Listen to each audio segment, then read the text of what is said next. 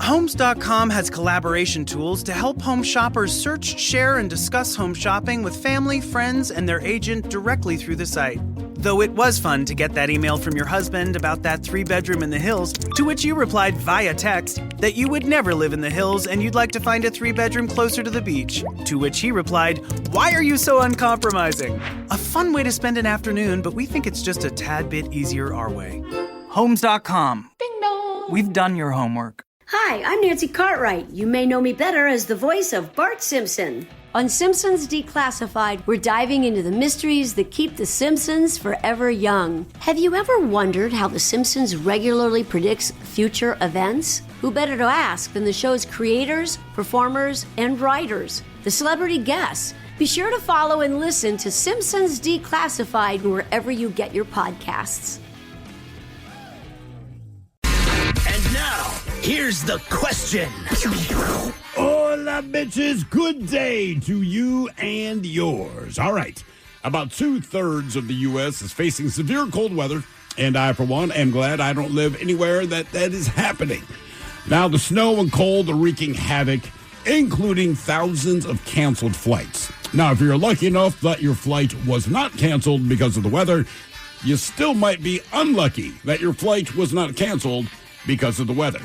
Case in point, a Delta flight had to return to the gate after the de-icing fluids leaked through the exterior of the plane and soaked a passenger who was sitting inside of the plane. Now, he was okay, but he was very, very, very wet. Now, to be fair, it was an accident. You see, when it's not an accident, you just might go to jail. In Canada, a man, he used a syringe to spray cleaning products on the legs of women walking downtown. Yes, you heard that correct. Anyway, he was sentenced to 1 full week in jail. No one is quite sure why he did it, but that's what he decided to do. Meanwhile, in Australia, one business owner, he found a perfectly legal way to splash people. You see, he got tired of people illegally parking in the driveway of his business. So if you do, it activates a sprinkler system with, quote, multiple jets to douse the offenders. It's just water, but people don't like getting wet. And water is the best case scenario, right? There's pee, blood, sewage, gasoline, and a lot of times the inexplicable juices is what we say. When we're not entirely sure what's on us, you just say juices. And we all know it's a negative connotation. But either way, nobody likes being occasionally saturated. And that's what today's question is all about. Brought to you by our friends at Advanced Hair Restoration. We just want to know, why were you wet?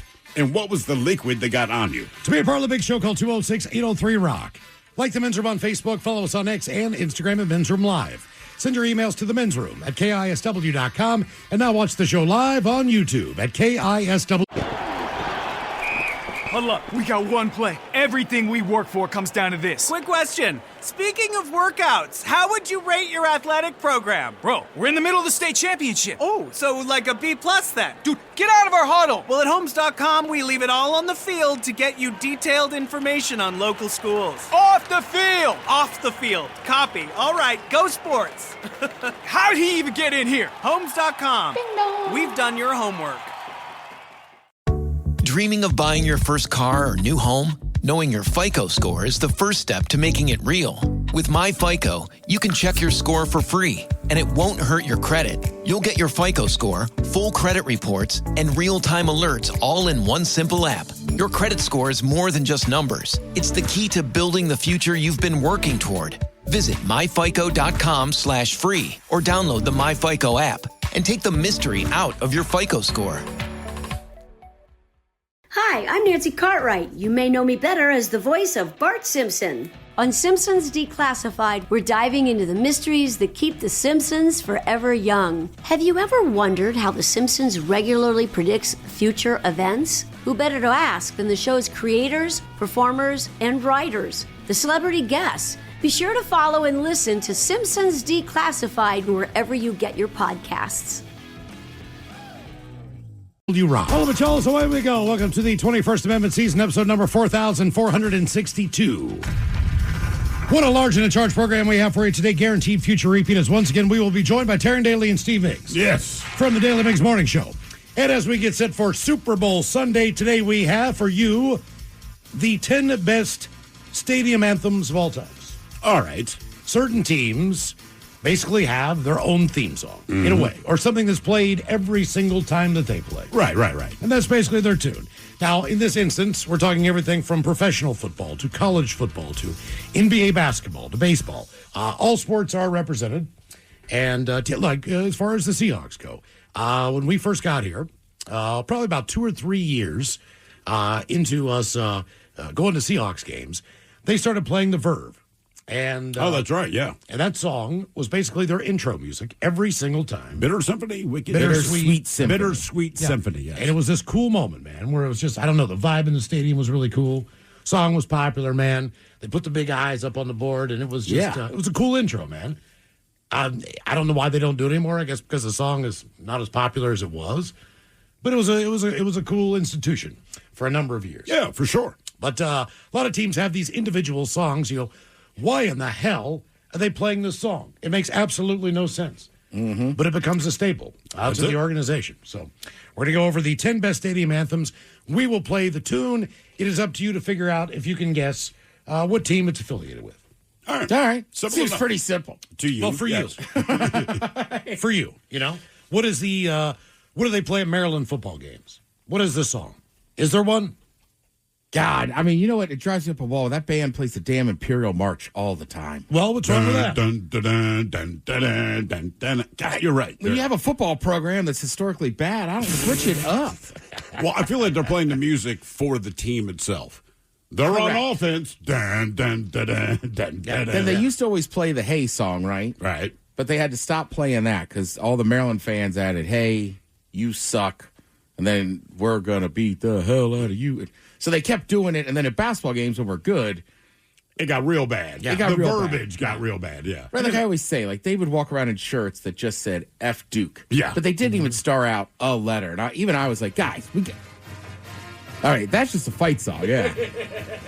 But yeah, you got to be a little more inventive, right? And you can't just wear it on national TV. That was kind of the big issue. NCAA's like, hey, we can't show anyone in the crowd because everyone's wearing an F Duke shirt. Right. Also, it should be noted that, when you think about certain cities and you think about teams that are represented, it doesn't always correlate with anything local in the area. Sure. The TV broadcasts do it the best.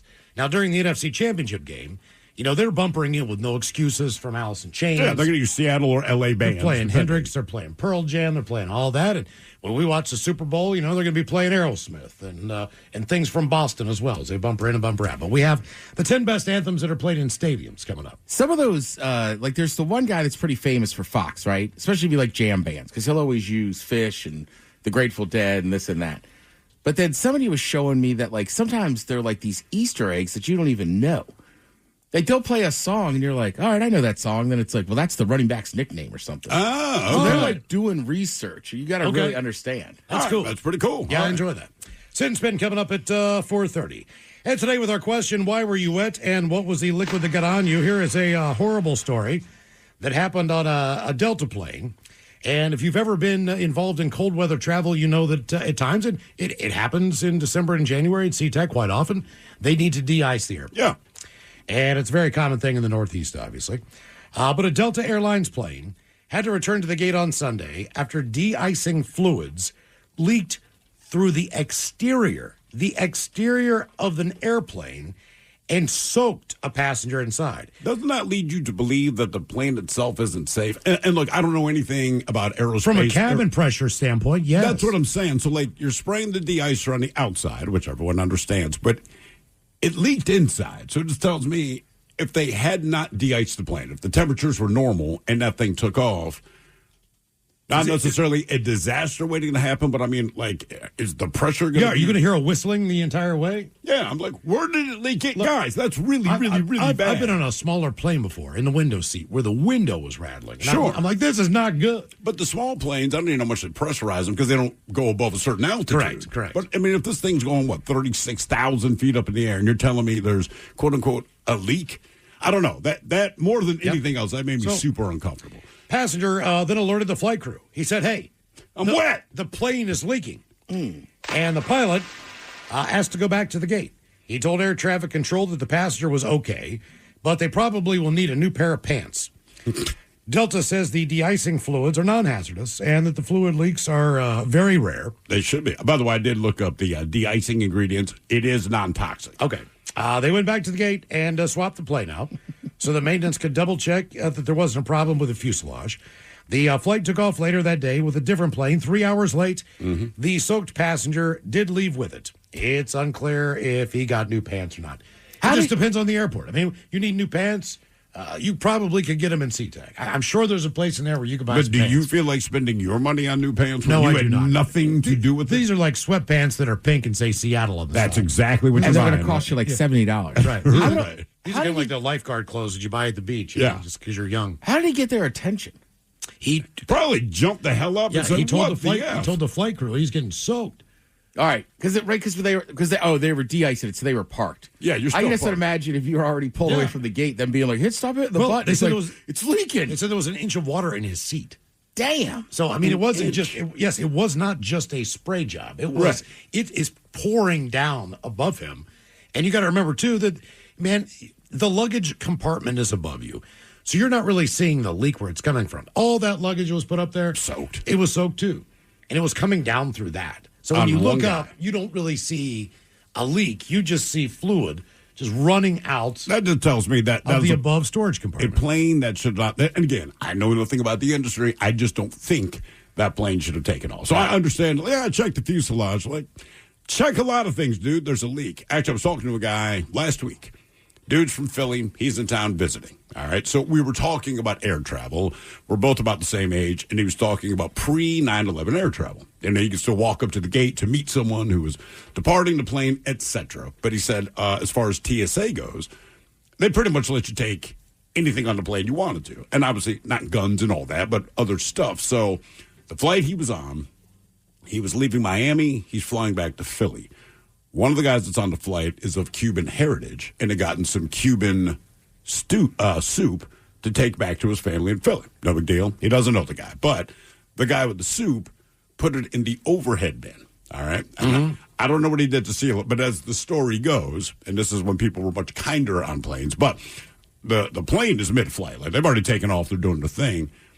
And so the guy who brought the soup is in the window seat. Somebody does not know is in the aisle seat. Well, the soup springs a leak, and it starts pouring out of the overhead container and lands on the guy who's in the aisle seat. He's like, what in the F? So I guess the guy in the window seat says, man, I really apologize. It was Cuban soup. I'm taking it back from my parents back in Philly. I guess it's leaking. So it's like, well, what if the guy who's wet is? And I'm not for sure the guy who got soaked, is going to start an incident. The way it's explained to me, so the guy takes his finger, rakes it over his shoulder, tries the soup, just looks at him and says, it's good. And that was the whole thing. Yeah. They took it down. He said it was about half gone at this point. Well, but even that, but he goes like, who would put soup in the overhead container of a plane? I'm like, that guy and nobody else. Also, I'm with you. I could fathom bringing a container of soup, but I would sit it between my feet. Yes. you know, there's no place worse to get wet than on an airplane. Mm-hmm. I know you've been peed on and everything else, but we had just taken off before beverage cart service even started the flight because the kids were 2 and 3 and they're acting like 2 and 3-year-olds. My wife is sick. Flight attendant just looks at me and says, do you need a beer? I said, I absolutely do. Thank you. Right? Cool move. Whatever. My son is sitting on my lap, which is cool because I had to buy a ticket for him. I didn't realize my lap is worth $600. Anyway, she puts down the tray table. She opens my beer.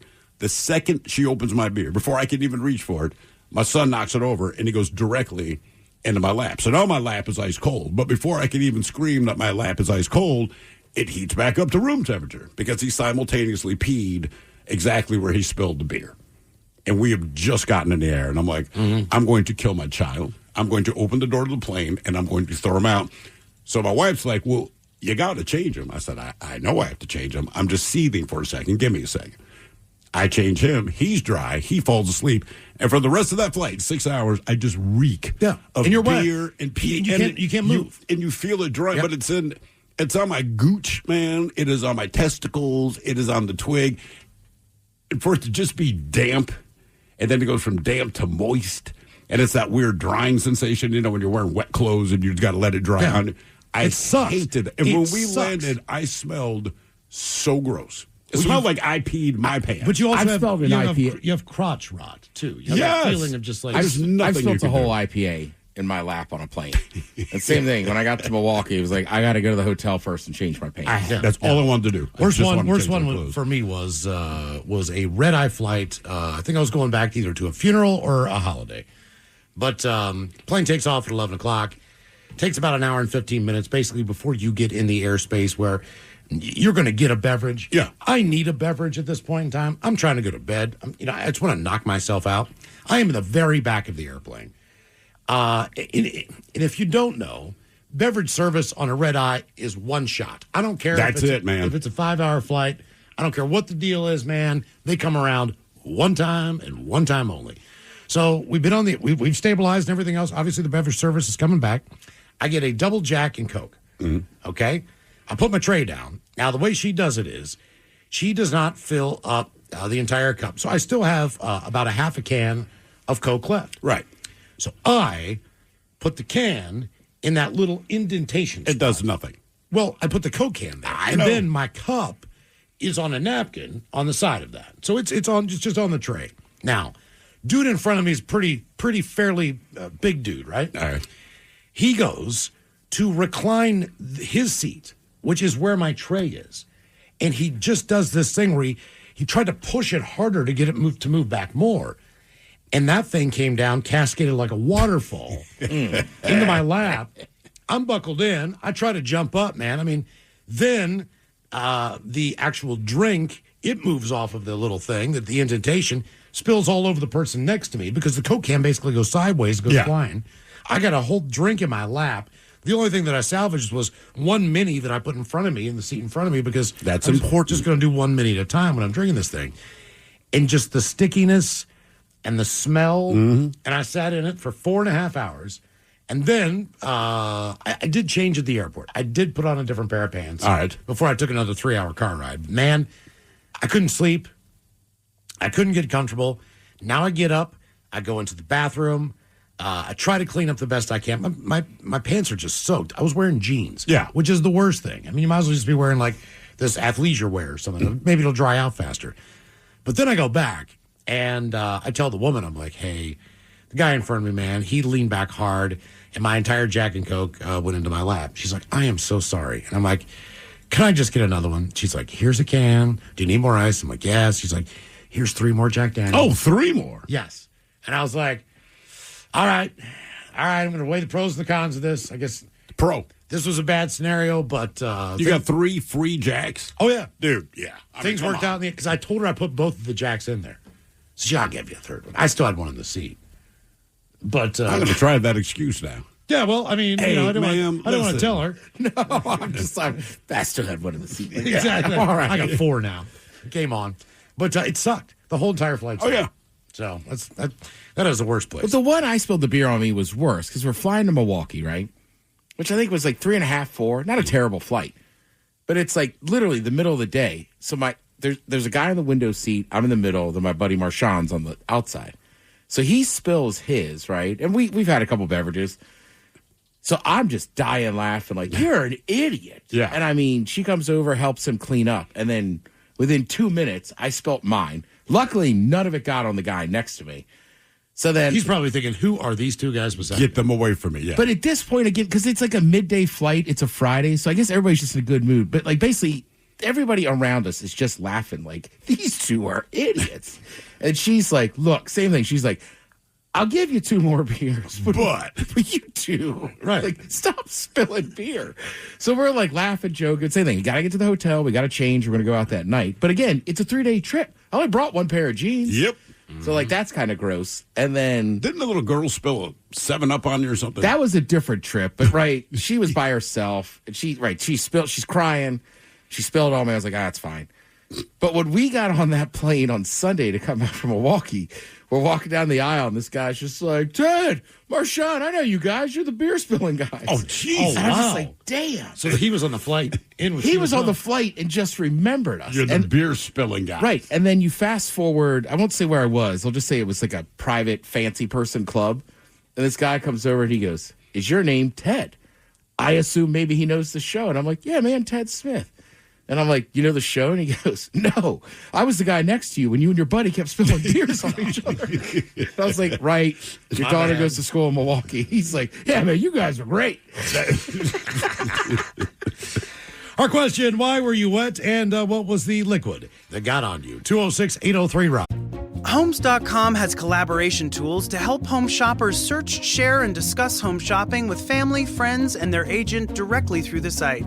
Though it was fun to get that email from your husband about that 3-bedroom in the hills, to which you replied via text that you would never live in the hills and you'd like to find a 3-bedroom closer to the beach. To which he replied, why are you so uncompromising? A fun way to spend an afternoon, but we think it's just a tad bit easier our way. Homes.com. Ding dong. We've done your homework. Hi, I'm Nancy Cartwright. You may know me better as the voice of Bart Simpson. On Simpsons Declassified, we're diving into the mysteries that keep the Simpsons forever young. Have you ever wondered how the Simpsons regularly predicts future events? Who better to ask than the show's creators, performers, and writers, the celebrity guests? Be sure to follow and listen to Simpsons Declassified wherever you get your podcasts. The mighty 99.9 KISW and KISW HD1 Seattle. Always live on the free Odyssey app. From the Pinky's Plumbing Studio, you're in the men's room. Text the guys at 206-803-ROCK. In deciding to give Sean James O'Reilly an intermittent sentence, a judge gave consideration to the fact that O'Reilly has kittens that he looks after. A man who used a syringe to spray a cleaning product on the legs of women walking downtown, destroying their pantyhose and exposing their skin, has been sentenced to 7 days in jail for what the judge called predatory behavior. It's just weird. This is the case of a man targeting women for his own gratification, according to the BC Supreme Court Justice. Sanders found that Sean James O'Reilly is guilty of 7 counts of assault in relation to a series of incidents over roughly 6 weeks. Victims reporting walking by the Bay Center when they felt like they'd been splashed with a liquid, then realized their pantyhose was disintegrating. Some said they felt a burning or itching sensation, which disappeared fairly quickly and did not cause any lasting injury. The man told police after his arrest that he was attracted to the look of destroyed nylons and described his actions as a fetish, and has been charged with 7 counts, including those of sexual assault. He later denied there was a sexual motivation and said he was motivated by the thrill of getting away with something. Well, they found the offenses did not meet the standard to be considered sexual assault because O'Reilly did not interact with the victims to make them aware they were subject to domination or any kind of control. Either way, Yeah. that's a weird one. Our question, why were you wet and what was the liquid that got on you? 206-803-ROCK. Hello, Tom. Welcome to the men's room. Hey, guys, what's going on over there? Hola. Long-time listener. I appreciate that, man. Happening? So this is still kind of burned deep in my psyche because it just happened the other day. I was out and I was emptying the septic tank in my motorhome when all of a sudden that baby just split in half and a 4-foot fountain of you-know-what came blowing up. It blew all over my face, got all over my arms, got all over my legs. It was a little traumatizing. Did you get any in your mouth? None of it got in my mouth. I'm very fast. Okay. So how many days had you been using that before you decided to go and empty it? Oh, my friend, that thing was full to the top. Oh, man. And is this just you? Is it a family contribution? Like, how many different people contributed to what ended up on you? Well, fortunately, I guess, it was just me. I had a buddy of mine standing there, so he got to witness it. Unfortunately, we did not get any of it on video, which would have been pretty good. So was that all of yours for the most part? All of your stuff? No, it was an accumulation of many. Okay. Don't you have a rule that you can't go number 2 in that thing? No, not this time. Not this time. Right. Yeah, that baby was full of everything you can imagine would be in there. How long had it been since you'd cleaned that thing out?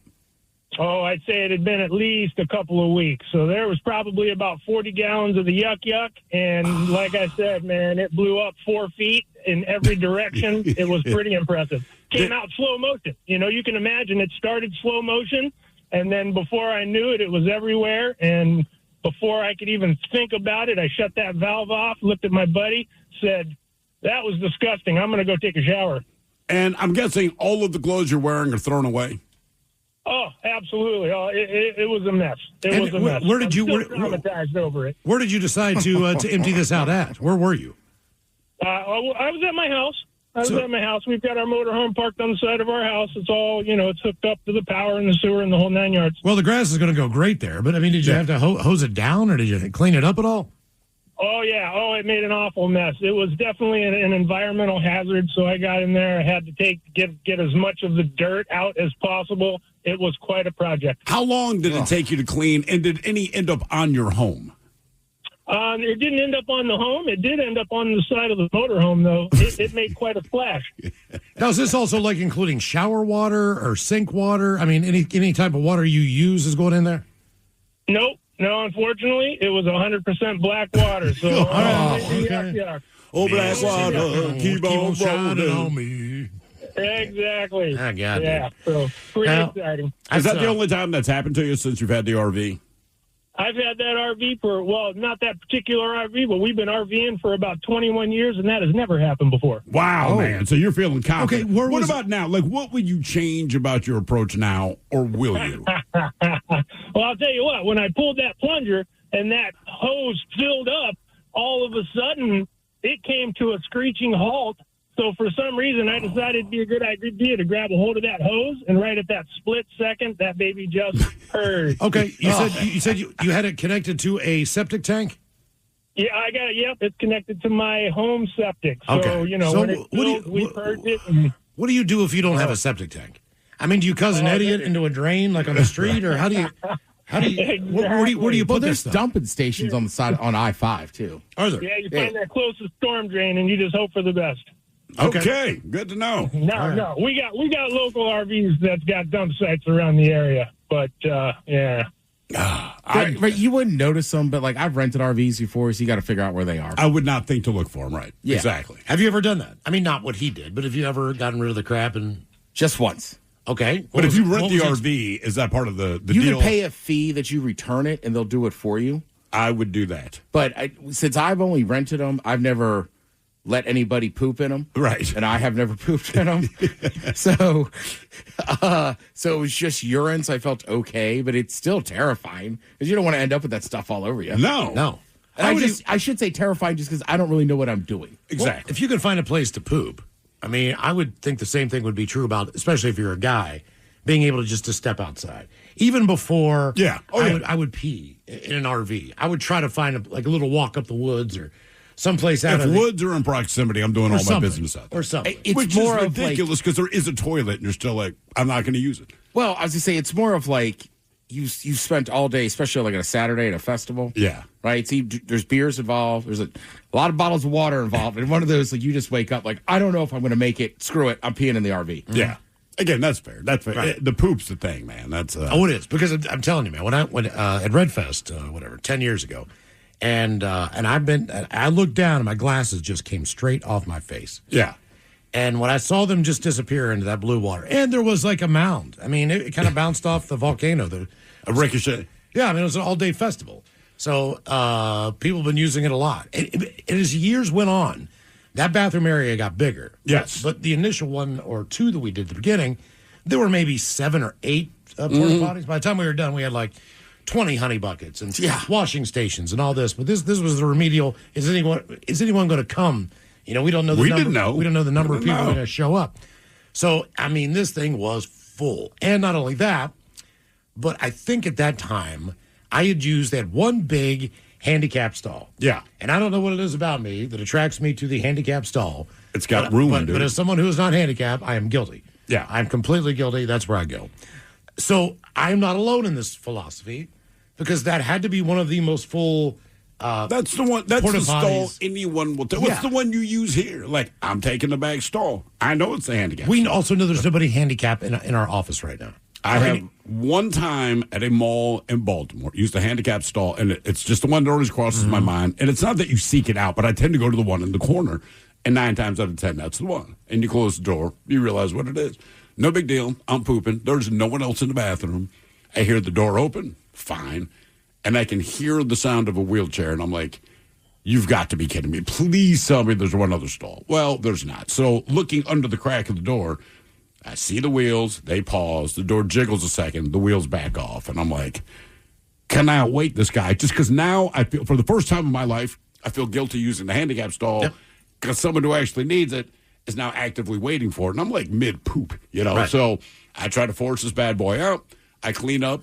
I open the door. And I won't say he's patiently waiting, but anyone else kind of would wait by the sinks. That's the standard thing. If you're former, oh, not him. He's maybe 2 stalls down, but he's just looking at me, and our eyes meet, and I understand all of his anger. Just there's nothing wrong with you, and there's 4 other stalls. He's in the wheelchair, and I can tell, like, brother's got to poop, and I'm wasting his time. So I look down, it's gone. My glasses are gone. I can't even see them. Like they're completely submerged.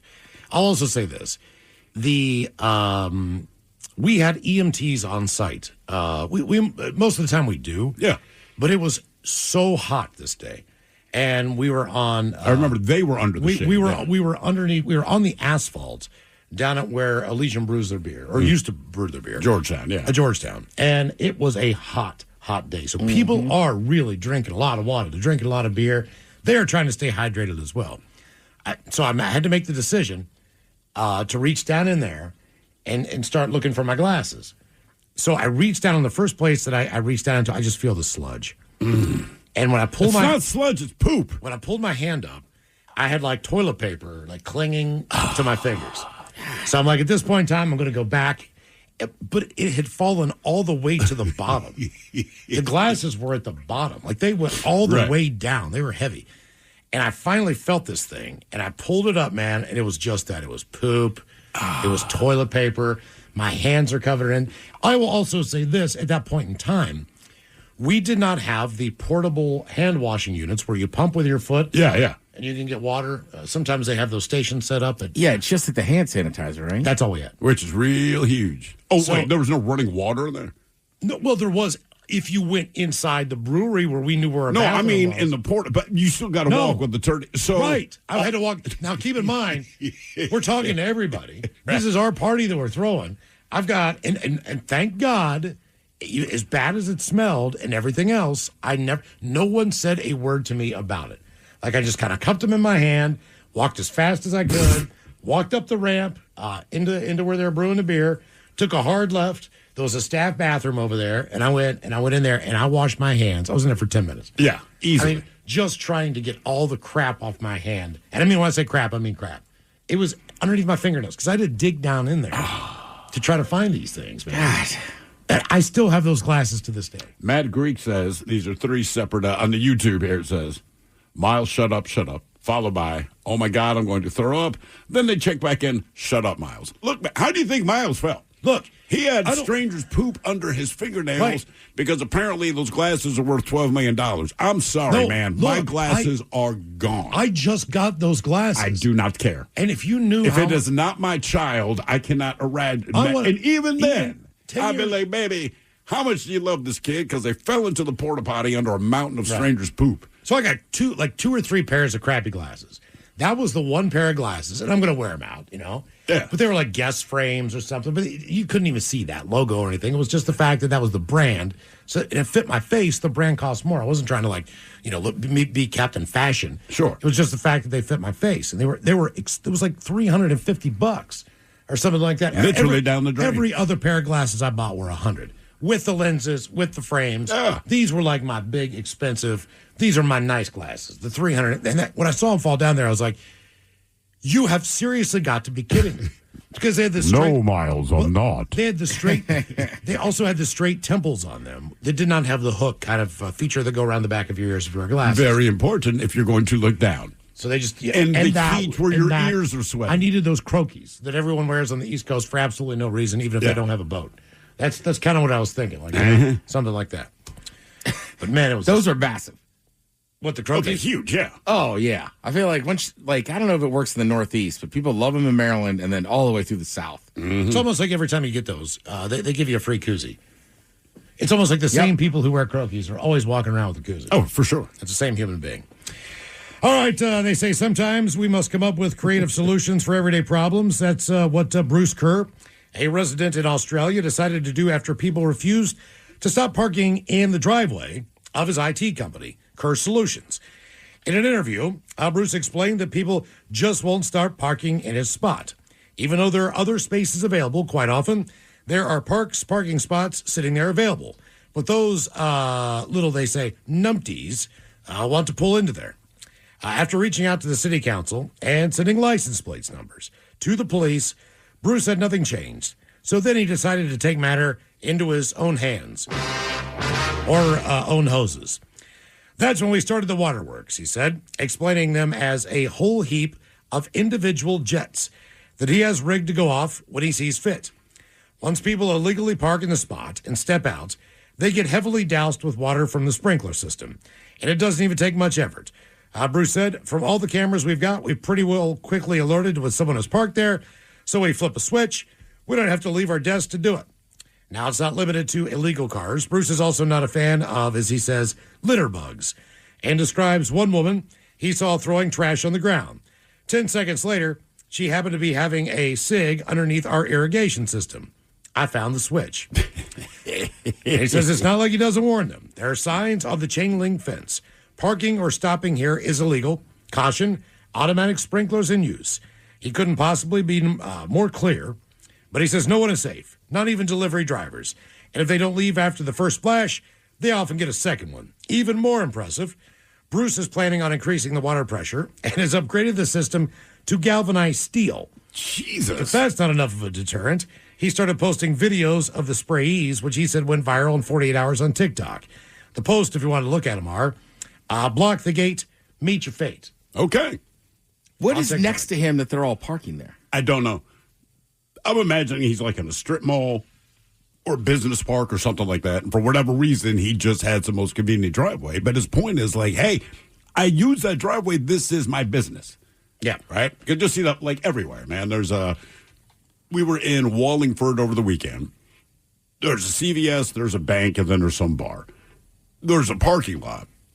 But it's very annoying because each little parking space is like, oh, no. This is reserved for the bank. And they do it for 24 hours. I'm like, the bank is open like 9 to 4. There's no one here. It is 10 o'clock at night. No one here is parking for the bank. But if you park there, they're going to tow your ass. You go on the other side. It says, hey, it's parking just for CVS. I'm like, CVS is closed. There is literally no one here. The lights are dark, and you have like a 50-place parking lot, but still, they won't do it. So I get the feeling it might be like that. I just watched one of his videos. All right, I get it now. They're literally blocking his gate to get in and out. Okay. And you're right. There is a little convenience store or something next to him. So, but like, right, they're literally blocking his gate. As I'm with you, I run in those situations too sometimes. Where it's like, come on, man, I the need CVS is closed. There's nobody here. You're right, not going to open. like I'm going to leave hours before you open. But if I park there, you're still going to tow my ass. Like, come on, man. Yeah. There's a certain, I'll just say, shop I go to. And I love it. It's a great shop. They have competitive prices. But their parking lot sucks. I know the one you're talking about then. Right. Yeah. It's real small, the parking lot, right? Correct. But they do good business. Right. So then there's a storage facility next door. So usually I go after that place is already closed. But like sometimes I'm like, I don't know, there's 10 open spots here. Like I'm running in and out. So I risk it. I think it's worth it. I think it's worth it. Just like, come on, man. I don't need the time and your business isn't open. Why do you care?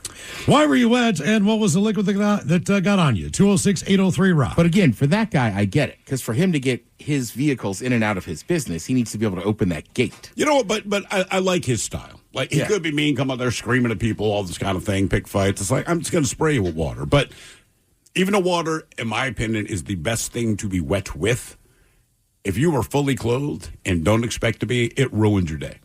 Right, because even like the thing we're talking about, I still think that's different than blocking the gate of a business. For sure. We're not impeding anyone's business. No. Like I said, the bank is closed. Please don't tow my freaking car, man. Come on. Hello, Brandon. Welcome to the men's room. Hola, gentlemen. Hola. Okay, so I've called before, and I've told you guys I've been a bus driver for about 13 years now. And the first place that I worked at, we were responsible for fueling our buses at the end of the day. And I was doing it for a while.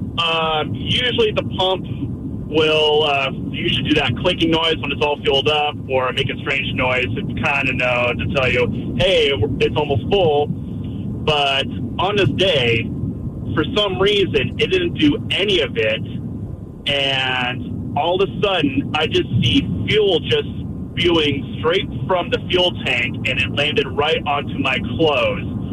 And so what happened is luckily I was able to get off work. I tried to go change at the end of the day, and I started washing my clothes, and I don't know if you guys are familiar with diesel. That smell that just does not come out of your clothes. I mean, it's just, it's got that unique smell. It's harmless as long as you don't swallow it, but that smell just does not come out. So I learned that, and I had to order more uniform pants and whatnot, brand new shoes. It was just an expensive day after that. How much do they charge you for the uniform? Even though, I mean, look, it's a workplace deal. They still charge you for the uniform? Well, luckily at that time they were nice enough to not charge me because they understand that stuff happens. Okay. Yeah, but diesel's something else. Yeah, diesel's awful, man. I took a tour of a U-boat in Chicago at the Museum of Industry. The thing was captured by the United States in like 1940-something, whatever, right? You walk through that thing, and I mean, the smell Still of diesel smells like is diesel. so overwhelming. It's kind of hard to even walk through the boat and do the tour. You just want to get through there and get out as fast as you can. 60 years later. And it's Longer still than that. You know Damn. what I mean? Like, it's more like 80. Our question, why were you wet, and what was the liquid that got on you? 206-803-ROCK. At Homes.com, we do whatever it takes to get you the in-depth info on local schools you won't find anywhere else. Things like student-teacher ratio, test scores, and school programs. And sometimes that requires attending school recitals. So many recitals. That's my son. Isn't he terrific? Yeah, a real prodigy. Homes.com. Ding dong. We've done your homework. Hi, I'm Nancy Cartwright. You may know me better as the voice of Bart Simpson. On Simpsons Declassified, we're diving into the mysteries that keep the Simpsons forever young. Have you ever wondered how the Simpsons regularly predicts future events? Who better to ask than the show's creators, performers, and writers, the celebrity guests? Be sure to follow and listen to Simpsons Declassified wherever you get your podcasts. Hold up, we got one play. Everything we work for comes down to this. Quick question. Speaking of workouts, how would you rate your athletic program? Bro, we're in the middle of the state championship. Oh, so like a B+ then? Dude, get out of our huddle. Well, at Homes.com, we leave it all on the field to get you detailed information on local schools. Off the field. Off the field. Copy. All right, go sports. How'd he even get in here? Homes.com. We've done your homework.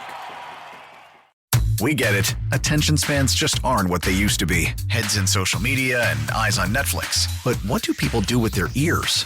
Well, for one, they're listening to audio. Americans spend 4.4 hours with audio every day. Oh, and you want the proof? Well, you just sat through this ad that's now approaching 30 seconds. What could you say to a potential customer in 30 seconds? Let Odyssey put together a media plan tailor-made for your unique marketing needs. Advertise with Odyssey. Visit ads.odyssey.com. 99.9 KISW. The shenanigans continue. This is the Men's Room with Miles and Thrill. We should kick the bands from Boston off the air for like 2 weeks. You know, no Godsmack, no Aerosmith. There you go. That pretty well covers it, doesn't it? For us? For the most part, yeah. Yeah. You know, can't think of anything else, really. Jay Giles, maybe. Maybe just the band Boston? Mm-hmm. I'll talk about that museum I went to in Chicago. I've told this story before, but so I meet up with some old high school friends, and we end up going to Chicago. Now, the weekend we get there, it's in the summertime. There's no baseball. Maybe there was baseball going on. I can't remember what the deal was, but either way, it was like Billy Joel was playing Wrigley Field for 2 or 3 nights. And believe it or not, man, when you go down to Wrigleyville, it was more packed because of the fact that at Wrigley, they had a standing on the floor. So the entire weekend had been sold out for the concerts. You couldn't get a ticket. But there were more people down there than just a regular baseball game because there was more seats available. Anytime you go to anytime you go to a sporting stadium that has a concert, it is always the biggest lines I've ever seen at Lumen or T-Mobile or for concerts. It's more packed than they say normally. Because to be honest with you, I'd never been to Wrigleyville before. Fair enough. That was my first trip down there. But like, yeah, man, they closed off streets. The streets are packed. Blah blah blah blah blah blah blah. So me and my buddies are in a bar, and it's elbow to elbow. You cannot move. And my buddy Pat, he decides that he's going to take a pee. We are standing at the bar, all right? I've got shorts on. It is the summertime. And I feel the splashing on my shins and on my leg. And I'm like, what in the hell is that? Because I'm leaning up against the bar. Yeah. So as Pat, we're waiting for a beer. He's got his zipper out. He's got his junk out. Yeah. And he's actively peeing on the splash and on my legs and on the floor. And I'm like, what in the hell are you doing? Now, despite the fact that this place is packed and crazy, one of the guys who works there sees what's going on with Pat, all right?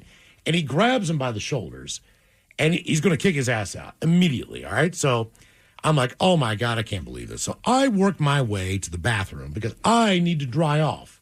I need to get some paper towels and wipe his urine off of my shins. So I go all the way back to the bathroom. I wait in line. I'm soaked. I'm like, I have never seen a move like that. It's 1 o'clock in the afternoon. It's 2 o'clock in the afternoon. Granted, we had been drinking since breakfast, but that's still no excuse to use the bathroom on the bar. So I clean up. And my buddy Brian and Jeff, they are now being kind of manhandled out of the bar as well. Right, guilt by association. That's exactly right. And I walk up and I think, these guys, they're taking them all out. You know what I mean? The next thing I know, man, I go back up to that bar, stand behind another guy, because I'm still want to get a beer. Yeah. Still haven't made it that far along. Then I feel a tap on my shoulder, and he's like, buddy, he's like, you got to go.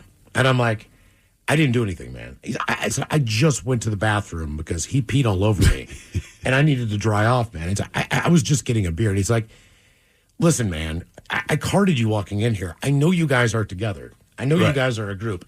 None of you can stay here. You all have to leave. Mm-hmm. Like, he's got to get out of here. You got to figure it out. Don't let him in anywhere else. He's like, if he's doing stuff like that, man, he's like, he's going to get arrested before you know it. Oh, absolutely. And your weekend is going to be ruined. But I got kicked out of a bar because my buddy peed all over me, which was just ridiculous. It's still early on in the day. Yeah, like, come on, man. I flew to Chicago for Jesus. Why were you wet, and what was the liquid that got on you? 206-803-ROCK. Hello, Brian. Welcome to the men's room. Hello, Brian. Hello, Brian. Yeah, hola. Hola. My God, it sounds like me. So I was in the military in 1985 in the Navy, and part of my job was sewage collection and disposal and stuff like that. Let me guess, you volunteered for that. Yeah, I did. Yeah, never again. Anyway, so we're in the shipyard in Bremerton, and we have to take out all these big 6-inch valves to get them reworked to the shop, and we close off all the bathrooms up above, because this is down below the hangar bay, like one deck, and bathrooms up above go all the way up to the flight deck. So there might be like 10 or 20 bathrooms on one sewer valve. And these valves control sewer going into the tank or over the side, whatever. So this is an aircraft carrier. Oh, yeah, sorry, aircraft carrier. Big ship. This was on a 4-star class, if you want to get specific, USS Ranger. And so we lock up all the bathrooms all the way up. And the shipyard workers, they're working throughout the ship. Well, most of them have bolt cutters. And no matter if the bathroom's secured, they cut the lock, they go inside, they use the urinal or the crapper or whatever, do their business. Fast forward 8 months later, when the valves are through being reworked. Now, when we take them out, we have to put these big conical wooden plugs in there to keep any residual stuff from flowing down into the space where they're at. Well, we start to bust one loose, the big sledgehammer, and you can see the fine mist of pressure behind the conical plug. And at that precise moment, you're thinking, okay, either I'm going to, bust the plug out and let it just flood this space full of whatever has been collecting for the last 8 months. Or you suck it up, which we did. And I held the valve while my buddy hit out the plug, and I put the valve in place while he put in a couple of bolts. And basically we had sewage spraying out all over us. And we had to go to medical. Bottom line, you go to medical, you're covered with basically lots of little brown trout. And the doctor's like, okay, bend over, drop him. And he gives you this big shot in the rump that feels like a golf ball going in with a little Tabasco around the outside. And, then you have to do it all over again next time you're in the yards. Wow. When you walk into the doctors, are they biting back a smile? Do they instantly know what the problem is? Yeah, kind of, because they know your face after several years on the ship. They know what you do. And the first thing you say when you go into medical is, I had to replace the sewage valve. So they get it. Everyone's prepared. They're never with white coats and gloves until we walk in, and they're in white coats and gloves. Why isn't that mechanism designed to be emptied at sea? Or why isn't it automated? Yeah, you know what I'm saying? Why doesn't it blow out the side of the boat and just go into the ocean? So in port, you're hooked up to sewage lines, just like an RV is hooked up to a sewer line when it's parked somewhere. Underway, when you're within 50 miles, everything goes into the tank. And there's many tanks. You have in excess of 5,000 people. Depending on the deployment, if you have all your aircraft on board and all the personnel to support the aircraft, you might have 5,000 people on the ship. Damn. And everybody at any given time of the day is pooping and peeing, and all that goes into the tank until you get outside. I think it was 50 miles back then, but it might have been, I think it was 50, because build spaces like oily water, you had to wait to 150 miles out of sea. But sewage, you could go overboard 50 miles out of sea, unless you were in a port, a foreign port that didn't have sewage collection, and then it just went right over the side into the port. Gee. Okay. Yeah, so Alexandria, Egypt, it's blue Mediterranean water until you pull into the port, and then it's brown like the Mississippi. And is it just like basically every ship that docks is dumping their poop out? Yeah. All the corn and peanuts for fish to eat forever. Jesus. Good times. Yeah, good time to go fishing, I guess. Wow. 5,000 people. I did not realize that many people were on an aircraft carrier. And I said, I understand if it's full of planes and all that, but still, that is a lot of freaking people. That's a lot of poop. Why were you at, and what was the liquid that got on you? 206-803-ROCK. I think a lot of them, too, right? It's not just like the Navy dudes on there, but then you got I want to say there's a lot of Marines on there with their stuff, too. Oh, yeah. I mean, they're in a war zone, so that makes sense. There's that many people on there. Everyone pooping, man. God. Hello, Tristan. Welcome to the men's room. Yes, hello. Hola. Hola. So what did you get on you, Tristan? Well, so about 10 years ago, I had twin children, and my son tends to get nosebleeds, so you know where this is going. I was put in the bed one night and laying on the lower bunk with my daughter, and my son's in the upper bunk. And things are getting quiet. They're both kind of finally falling asleep. And then I hear my son say, I think I'm getting a bloody nose. So I said, oh, hold on, I'll grab tissue. And I start to look up as I get out of the bunk from below, and he happens to lean over the bunk looking down at me. And I immediately feel like warm water or wetness hit my eyeball. So he had a direct hit with his nosebleed onto my eyeball as I was looking up towards him. God, man. How bad was it? Like when you looked in the mirror, did it look like you had punctured your eye? It looked like it looked like I was bleeding out of my eyeball. It freaked me out. It felt pretty gross, that's for sure. Yeah, I've never actually had blood in my eyeball. That does sound gross. I've had pus in there before. Oh, I've had that just dealing with the same thing. It's kids. Nothing of my own doing. Oh, no, I popped a zit on my roommate's back, man, and it just went right in my eye. Because he's like, dude, he had a big boil, kind of like, whatever. And he's like, man, he's like, how big is that thing? And I'm like, it's pretty big, Matt. It really is. Yeah. And he's like, man, I can't get it. He's like, I'm trying to scratch it. I'm trying to get it. He's like, it just keeps getting bigger. And I said, well, I'll try to give it a shot. So I just grabbed it real quick and squeezed. I didn't have a napkin or anything. I was like, I'll see if I can pop it in. Just right in my eye. One of the squirts. I was just like, Jesus Christ, man. And it wasn't done then. Then I went and got a tissue and finished it off for You got to have a history of that, though. Oh, yeah. Yeah. Well, look, man, I mean, it's what you do. You know, you live with someone, they got to sit in the middle of your back. You know, like I do know. But then you pop somebody's in a restaurant in Portland and it's Castles. sprayed? I bit into that, Yeah.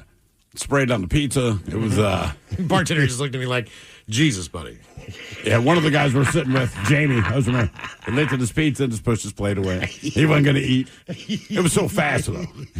So he'd been practicing for the new originals. He had blisters all over his fingers, yeah. I mean, they're everywhere. Yeah. So give me that thing. And it was just squirted out. There was a lot of juice, man. It was disgusting.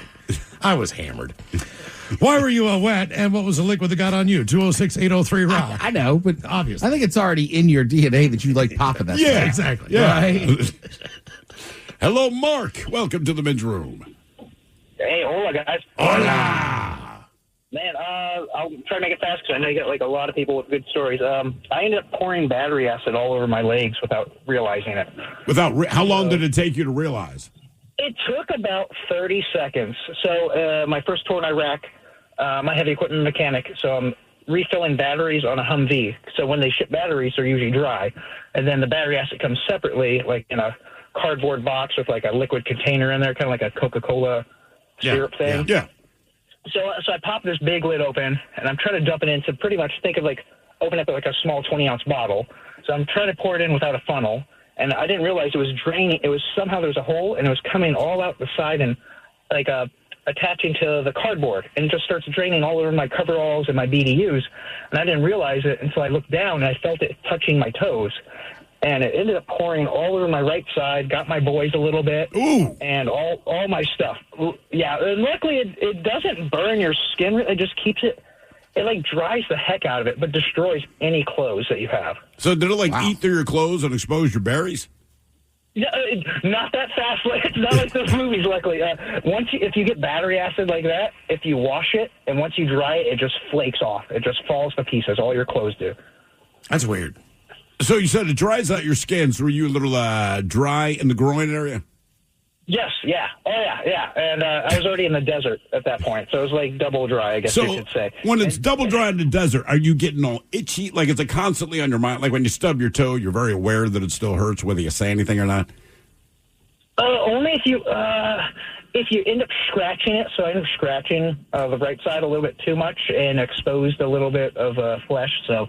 Yeah, it started hurting after that much more. How easy it is to get a shower, just to try to wash some of that stuff off you? Oh, gosh, this is in Khalil. So I'd go back to my tent. Right after that happened, I just came back to my tent. I stripped down, and I did just a baby wipe shower. So I had like a baby wipe down. All right. And then went back to work, and then I came back, and I just took like another normal shower, and it just like... It looked like scales kind of for a little bit, like just my whole leg and like a little bit of the boy until I peeled off the right side a little bit. How long does it take for your skin to get back to normal after that? Not too long. It seemed to go, it was pretty fast, surprisingly, because it was probably on my skin for 30 seconds to a minute. I wouldn't say, yeah, about 30 seconds to a minute. Not too long. All right. Okay. Just once you brought up the boys, I'm like, danger, man. Battery acid and testicles, just not two things that I think should go together. Why were you wet, and what was the liquid that got on you? 206-803-ROCK. Show of hands from people who feel different. There's not a lot of things battery acid goes good with, but testicles probably the worst. Once he said that, I'm like, absolutely, I do not like this story. Absolutely not. Testicles, battery acid. Hello, Chris. Welcome to the... Homes.com has collaboration tools to help home shoppers search, share, and discuss home shopping with family, friends, and their agent directly through the site.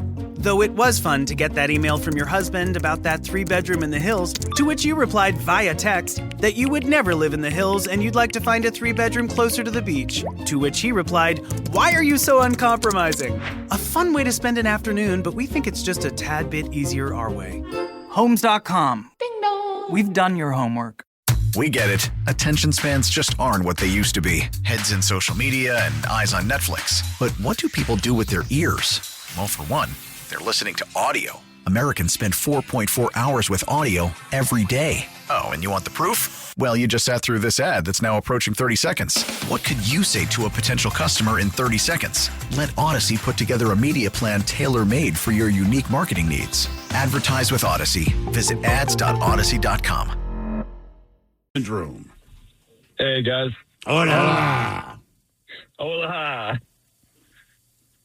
So what did you get on you? Yeah, so I was about 19 years old and coming back from a mission in Iraq. And I was a tanker at the time. So a lot of times we're out there helping the locals, and they'll give us snacks or food. We'll hook them up too. They had given us some green chicken at one point, and I remember looking at it and thinking, this is very questionable. Did you say green chicken? Yeah, green chicken. You don't like green chicken? Like green in color of the spices, or? Yeah, it was green in color. Like, it was very green. All right. And, yeah, I've eaten chicken before that's kind of green because of the spices. Like a chimichurri or something like that? Yeah. Okay. So anyways, we're coming back from the mission a few hours later. It was later on that night. It's about 100 degrees outside. And as we're coming through the wire, I'm just, all of a sudden, I know diarrhea is on the way, man. And I jump off the tank and just start sprinting across the desert. And, you know, I see a porta potty that's like 100 yards away, and I'm just trying to make it, man. And about halfway, the most explosive diarrhea I've ever had, just right there in my uniform. And I just collapsed in failure. It was the worst thing ever. Collapsed in failure. You actually just threw yourself on the ground and said, I'm done. Yeah. And long story short, I was sick for like the next day or two. I couldn't go back out on a mission or anything like that. But, yeah, I stopped eating any food from the locals after that. Don't eat the green chicken. God damn, man. Yeah. Put that out in a briefing. Why were you at, and what was the liquid that got on you? 206-803-ROCK. Homes.com has collaboration tools to help home shoppers search, share, and discuss home shopping with family, friends, and their agent directly through the site. Though it was fun to get that email from your husband about that 3-bedroom in the hills, to which you replied via text that you would never live in the hills and you'd like to find a 3-bedroom closer to the beach. To which he replied, "Why are you so uncompromising?" A fun way to spend an afternoon, but we think it's just a tad bit easier our way. Homes.com. Ding dong. We've done your homework. You know your customers. Ralph likes his coffee black on Fridays, but Mondays he takes a little cream. Jennifer comes in every 3 years when her lease is up to get the newer and better model. And for some reason, pepperoni pizza sells like crazy on Friday nights. Who knew? At Odyssey, we have the expertise to get your media plan done right. With ads like you're hearing right now, to targeted social media campaigns, search engine optimization, and location-based advertising. Advertise with Odyssey and help us grow your business. Visit ads.odyssey.com. It's the Columbia Bank Concert Series at the Washington State Fair. Do the Puyallup with Weird Al Yankovic and his Bigger and Weirder 2026 tour with special guest Puddle's Pity Party, Saturday, September 5th. Tickets on sale now only at thefair.com. Ready to buy a car, a home, or just want to take control of your money? Your FICO score matters, and 90% of top lenders use it to make decisions. Check your FICO score for free today without hurting your credit score. Visit myfico.com/free or download the MyFICO app today. MyFICO gives you the score lenders use most, plus credit reports and real-time alerts to help keep you on top of your credit. Visit myfico.com/free and take the mystery out of your FICO score. From the Pinky's Plumbing Studio, you're in the men's room. Today we're headed to the big game with the 10 best stadium anthems of all time coming up with the Daily Mix Morning Show as we will sit and spin. In the meantime, our question, why were you wet and what was the liquid that got on you? 206-803-ROCK. Hello, Nick. Welcome to the men's room. How's it going, guys? Hola. So I was 18, headed back to California to my mom's house in Arizona. And mind you, it's summertime, so it's hot. I pulled over to get gas, and I saw liquid dripping out from under my engine, so I pulled off to the side, and I popped the hood, and as soon as I did, the radiator hose blew off, and I was covered, 26% of my body burned with steaming antifreeze, mix of antifreeze and water. Wow. Oh, how bad was the recovery? Well, it was second degree burns over 24%, third degree over 1%, and then first degree somehow on 1% too. What got covered most on your body? My whole right arm and my chest, because as soon as it happened, I turned I turned to the left, and so my right arm and my chest took the brunt of it. Are you scarred from that? I mean, does it look wavy, your skin or anything like that, like it'd been burned? It doesn't really now. I mean, granted, at the time, yeah, it was kind of interesting. I had a reverse United States map on my chest in the burn scar. Oh, right, Damn. right. Damn, man. Yeah. How long did it take for it to like fully heal to the point that other people couldn't notice? It was probably, I would say, 6 to 7 months. That's not the worst I've heard. You know, with the older cars growing up, that was one of the most dangerous things in the world. Oh, yeah. Is the fact that, you know, your car's overheating. You got to pull over. You're probably on a road trip. You're 9 times out of 10. You're running out of coolant, whatever the deal is, and you got to fill that damn thing back up. We had a Volkswagen van, and the radiator was under the very back seat. Yeah. Which is where I sat. I sat in the back of the bus, which is also, obviously, on top of the engine. But when the car would, it was water cooled, and when the van would overheat, you know, you had like gallons of water back there, and your dad was like, "Yeah, pop the seat there, man. Grab that rag and just dump it in, and take that." You know, I mean, it was like, you're basically dealing. That's with why you had the rag, boiling hot, you know, steam coming out of that damn thing. Did you go to the hospital immediately, or did you get to your mom's house first? Well, actually, what it was is I called my mom, said I'll be late. I'm going, you know, I think got to deal with my car, and as soon as I did that, I got burned, and I sat underneath a water faucet outside of the gas station, on 911, watching my skin turn green and purple bubbles. Oh my God! And because the Texaco wouldn't call 911 for me, they said you got to call it yourself. That's why they're no longer around. Seriously, right? They would not call 911 for you. Yeah, they were like, no, we cannot do that. So I had to go back to my car, get my cell phone, sit on the phone 911, and then they air vac me to Maricopa County burn unit, and that was like I was room with a guy who was even worse than me. I felt bad for that guy because he actually burned 100% of his body when his truck got hit on the side and the gas tank blew up. Oh Jesus! So, wow. Yeah, I was like, I felt pretty good at that point. I was like, okay, and that was bad. Well, it's one thing to be conscious in an ambulance. I've done that, and the ride was horrible. I was going to throw up. What's it like being conscious in a helicopter?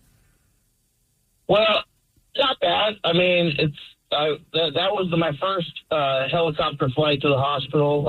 Okay. You know. Well, see, to me that says, hey, look, this is really bad. Yeah. I mean, if I'm in a helicopter ambulance, I'm like, no matter what I think, if they're putting me in a helicopter, this is not a good scenario. What was the first time you got flighted? Well, that was the first time. The second time is when I drove off the cliff 2 years later and actually almost died. How far did you go off of a cliff? 300 feet. Jesus Christ, man! That's a 30-story building. Where was that? It's still in Arizona, but the only thing that saved my life was not wearing seatbelt, and I got ejected out of the back of the truck, and I rolled down the hill simultaneously with the truck and ended up 200 feet away, upside down in a Palo Verde tree. Were you conscious at all, or did you wake up in the hospital? I woke up 5 days later. So you have no idea if the truck exploded? You don't know anything? I saw pictures of it. It looked like an impound yard smashed it. That's how tiny it was. If I had been wearing my seatbelt, I wouldn't have lived. How weird is it to have no memory of it, but to see a picture of what your truck looked like? I mean, are you just super thankful to be alive? Are you wondering how you're still alive, or what? Oh, I'm certain. I'm gonna live forever. I've been clinically dead 3 times. Damn. Did you fall asleep at the wheel? Yeah, that's what happened. I was working at a job. We were doing 716s, and did 4 weeks of those, and then I got off, and I drove home and didn't make it.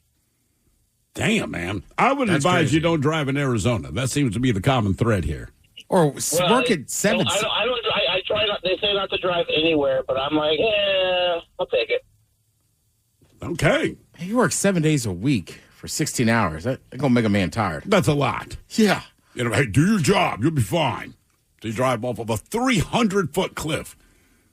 That is insane. We're just reading about the woman who, I guess this was decades ago. Where was she from, Mike? Was it a flight attendant that basically got sucked out of the plane? Flew over Czechoslovakia doing it. And this woman fell 33,000 feet and survived.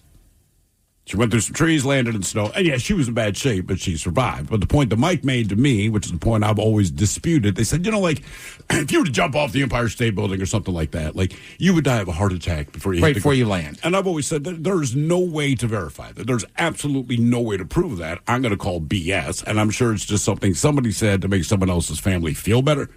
But I said, like, logically, it makes no sense. Physiologically, it makes no sense. And again, you have zero chance of proving that unless you have a heart monitor on the person who was falling off the Empire State Building. Anyway, she fell out of a plane. That's 33,000 feet. That's considerably higher than the Empire State Building. Yeah. She survived because she didn't die of a heart attack on the way down. I've heard that with skydivers, people falling off of bridges. I'm like, I want to ask you, why would you say that? That makes absolutely no sense. I've been to Arizona. Is that the Grand Canyon? I mean, where in the hell? I was wondering the same Flagstaff? thing. Where were you in the mountains where you go 300 feet off? Maybe, unless he's driving up a switchback. I mean, we were just in Phoenix last weekend, and it's surrounded by all these mesas, the very flat mountains. We did not close enough for me to know if there is a drive-through, a tunnel, or a switchback, but at least what I saw, other than the Grand Canyon, I don't know that there's a 300-foot cliff. Why were you wet, and what was the liquid that got on you? 206-803-ROCK. Hello, Mike. Welcome to the men's room. Hey, hola, gentlemen. Hola. It's Money Mike to you guys. Oh, Money Mike, of course. My bad. Yeah, hey, man, I have memories, thrill of, I miss those days of Studio 7 at my boy Freddie's studio. And I should not miss those days. Was at 5 a.m. Dude, those were good times, man. Those were very illicit, but very, very good times. Nothing like that particular room at Studio 7. We had a lot of fun. Oh, yeah. Yes, we did. Miss that place. But I work in a ear, nose, and throat clinic, and I spray. Wait a minute. How ironic. You started with Freddie's room at Studio 7, which, if you know what it is, you know what it is. And you're telling me you work at an ear, throat, and nose specialist? That is awesome. Yes, I do. So that is ironic. Sorry, man. Yeah, that's great. There's some irony there, isn't there? So there's this liquid there that I spilled on myself, all over myself. And what it was from was we have these scopes where when you have something wrong with your sinuses, your throat, whatever, they stick a scope up your nose down the back into the back of your throat. I'm very well aware. So then they pull them out, and then they have to soak them in this liquid. Well, this liquid is well past the expiration date, and it gets this great, I don't know, I can't describe it. It's just this boogery smell. And I opened the door and knocked this whole container of liquid all over myself. So that was my gross. Ew, man. I basically had to go home. I think I would rather have poop on me than that, to be honest with you. Like either the sewer spray or inner snot from people. I'm taking poop every day of the week. I had a doctor do that to me about a month ago. And less than that, 2 or 3 weeks ago. And he sticks that thing back there. I'm like, and I just have a terrible gag reflex. Well, especially when something jams down your throat. Puts a camera, so I'm trying to pay attention to the monitor and just watch what's going on because it's distracting me from the fact of what he's doing. And I know this guy very well. And he pulls it all the way out, man. And I'm like, doctor, I don't know how you're gay. I could never do it. I can't get past this one part. You know what I mean? Like, I've got the worst gag reflux in the world. He started laughing. He's like, yeah, man. He's like, that's not the funnest part of the job. Okay. I was like, man. I just don't know that I could do it. I mean, you kind of have to, man. And look, one thing about doctors, they know you're going to resist because your body's natural instinct is to resist things. That's why you don't, eat your pillow, right? But they're just going to jam it in there. Well, I know what's been done is I've had surgeries, and they're like, sure, you're dead asleep, yeah. I don't know. I just choke on stuff so much. I'd have to be like, you got to put me out. They probably call that big brother getting hold you down. Hey, boss, remember me? Remember hematoma? It is amazing. Like some of the things I choke on, I'm just like, I don't know if I could do it. And it's funny, he brings up that boogery smell. And I don't know what goes on inside of our body that makes everything in there smell worse than like you can poop. But the thing about poop is at some point it was destined to be out in the world. So even though it reeks, it's different. Like when a body is open, you're like, nothing should smell like that. But we had a guy called us years ago, probably 15 years ago. And I don't remember his circumstance, but he was one of the people that basically took the spit drain out of the dentist's office. Do you remember this guy? I think so. Every time they stick that tube in your mouth, right, they're doing the suction. Oh, they you clean mean the your suction teeth. thing? Oh, that good. Oh, and it's sucking all your spit, and then, there's bits of plaque and tooth scum and all this crap. It goes in there, and they do it for however many people they do it. I don't know how often those things are changed out, but he was part of the crew that changed them out. And I just remember him saying one of those things busted open, and he could not explain the smell. He said, there's nothing on this planet that smells like old spit and whatever the hell else they're sucking out of your mouth, man. He's like, so, because when you go to the dentist, you can brush your teeth. There's still bits of food in there somewhere. But all of that, along with your spit, the occasional loogie, and he's like, man, this thing popped open. And he's like, the smell was knocked us out. Anything that interacts with liquid. Like if you've ever kicked a bong over in the middle of the night, man, your whole living room smells just like for days. And there's nothing you can do about it. That's why I just stopped getting a bong anymore. Because I'm going to spill it. It's happened too many times. I'm going to spill it. I'm going to kick it. For whatever reason, I was just, on the couch, put it on the floor, right beside me. Next thing I know, I fall asleep on the couch, wake up, and thump. Yep, you forget it's there. Hand swings back. I do miss him, though. Yeah, I do too, man. It's a great hit. Yeah. Yeah. Oh, yeah. I mean, you'll get high. That's fact. Why were you wet, and what was the liquid that got on you? 206-803-ROCK. Hello, Jeremy. Welcome to the men's room. What's up? Hola. Long time listener, first time callers. Appreciate that. Oh my gosh, long time caller too. So my first time. It was like 1982. I think I was 5, and my dad decided to teach me how to pump the gas. All right. And you know what happens when you're, what's this thing? And I pull it out, of course, still on, all over me. But where it hurt the most was the most sensitive spot on your body. And it burned for hours. My testicles, my unit burned for hours. Are you sharing this with your father, or are you trying to keep that part under wraps? So I just talked to him. He's actually here with me, and he couldn't remember. But he laughed, of course. Yeah.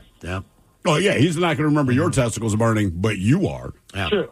I stopped to fill up gas in Canada in the middle of nowhere, and I did not realize that the shut-off valve on the pump that I don't know if it's just a normal thing in Canada. I don't know if they don't have them on there. I don't know what the deal is. I go inside. I'm grabbing like a Mountain Dew or whatever the hell, coffee, whatever. I come back out, and it is pouring out of the side of my car. It is all underneath the car. And you get to pay for that. There's gas everywhere. But the good news with that was that I didn't understand the conversion so much from liters. So you don't know exactly how much. I couldn't really do the math in my head as far as how much I screwed up, because I knew what it normally would cost to fill up, but I couldn't do the math with the Canadian system going on. Right. I just swiped the card. The guy was like, oh, man. So he goes, yeah, man, that one doesn't shut off. And I'm like, well, you should put a sign up that says, if you know that. Right, if he says that one doesn't, then it's got to be that one. And he's got this big bag of like sand granule stuff. Like I pulled up, and I tried to help him spread the crap so that, and he shut the pump down and all that stuff. And I was like, God damn, man. Like, if you know. Well, I've got gas all over me. Like, even if it doesn't get on you, it's still in my pants. Oh, yeah. Because it was spraying. I had to pull that thing out. It's all over my shoes. You cannot get rid of the smell of gasoline. And you're a smoker, so that's dangerous. Well, I wasn't smoking, pumping gas. No. I'm just saying. But yes, later on. I mean, even for me, if I get a couple drips of gas on me, like on my hands, like I'll wash my hands. But like if I'm using a lighter that day, like the thought goes through my head. It does. My buddy Leon, this is back in Baltimore, and I don't remember how it started, but we're pumping gas. The guys on the other side are pumping gas. Words start getting exchanged, right? Late teens, early 20s, whatever. And Leon's not going to back down. Anyway, this dude, it gets to the point where the guy's threatening to shoot us, right? That's the Baltimore way. So Leon just pulls the gas pump out and just sprays this guy. I mean, calm as F, man. That's Leon's way. And just pulls his lighter out. And these guys, you see their mouths pop open. He's like, try me, man. They got in their car and drove off. I'm like, are you serious right now? It's like, he threatened to shoot me. I'm going to light him on fire. He's like that. He's like, that's the way. Don't make a threat. He's just like, that was stupid. But he was just so cool about it because Leon's just jawing back. He still got his hand on the pump. And, once he got to that point, Leon just pulls it out and completely hoses this guy and grabs his lighter. He's like, try me. They backed him like, wow, man. And the thing about Liam, that went to 11. I think he would have lit him on fire. Correct. I truly believe that about that man. Yeah. He's just like, hey, whatever, man. I mean, he's kind of right, though. If they're going to be like, yeah, we're going to get a gun out of the car and shoot you. It's like, that was Leon's thing. Like, all right, I'm going to kill you. I have seen a video, though, where somebody tried to get their car carjacked. These guys came up to the guy pumping gas. He just absolutely hosed all of them down and basically just threw a lighter at their car. Yeah. I was like, look, man, that's getting it done. That's quick thinking. It is very effective. I think that's kind of like action movie stuff. But Leon was just so calm about everything. It almost didn't seem cool because there was no big words exchanged and nothing. He just kind of looks at the guy, probably like for a 3 Mississippi count, trying to figure out what to do. And the guy's still kind of pumping his chest at Leon. I mean, it was just so cool. Just psst, like, all right, man, try me. They're like, what the? Like, you're dealing with a crazy person, right? You're trying to be a badass. Now you're dealing with a legitimate crazy person. Crazy person wins 10 out of 10 times because they're crazy. Yeah, and again, if it was one thing, like, do you want to fight? It's one thing, but you're going to introduce a gun into the mix. Oh, that was his move. It's just like, look, man, Leon would fight anybody. You want to fight? I'll fight. But he was like, oh, you want to shoot me? Okay, hang on. Tara Daly, Steve Mix, the Daily Mix Morning Show coming up. We're going to sit and spin today. We head to the game with the 10 best stadium anthems of all times. And we got your emails on the way next to the men's room at KISW.com. Homes.com has collaboration tools to help home shoppers search, share, and discuss home shopping with family, friends, and their agent directly through the site. Though it was fun to get that email from your husband about that 3-bedroom in the hills, to which you replied via text that you would never live in the hills and you'd like to find a 3-bedroom closer to the beach. To which he replied, why are you so uncompromising? A fun way to spend an afternoon, but we think it's just a tad bit easier our way. Homes.com. Ding dong. We've done your homework. What you heard right there was the power of audio. And audio is what we do at Odyssey. That true crime podcast you spent hours listening to, we produced that. That radio station where you discovered your favorite artists, that's our station. That weird playlist of bongo music, we ain't judging. One of our curators made that. Advertise with Odyssey. We can get your message in front of a broad or targeted audience. Visit ads.odyssey.com.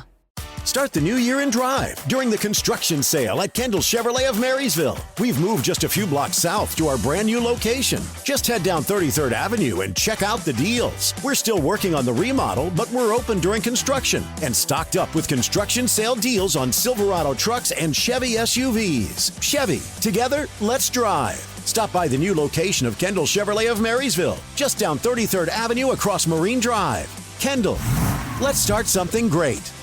I'm Dr. Mary Claire Haver. Ready for honest conversations about thriving in midlife? Listen to and follow my new podcast, Unpaused, available now wherever you get your podcasts. With a detailed agent directory you won't find anywhere else, Homes.com is the only place to find the in-depth info home shoppers want. Very in-depth info. Looking for a listing agent's contact info? We've got it. The agent with the most sales in your price range?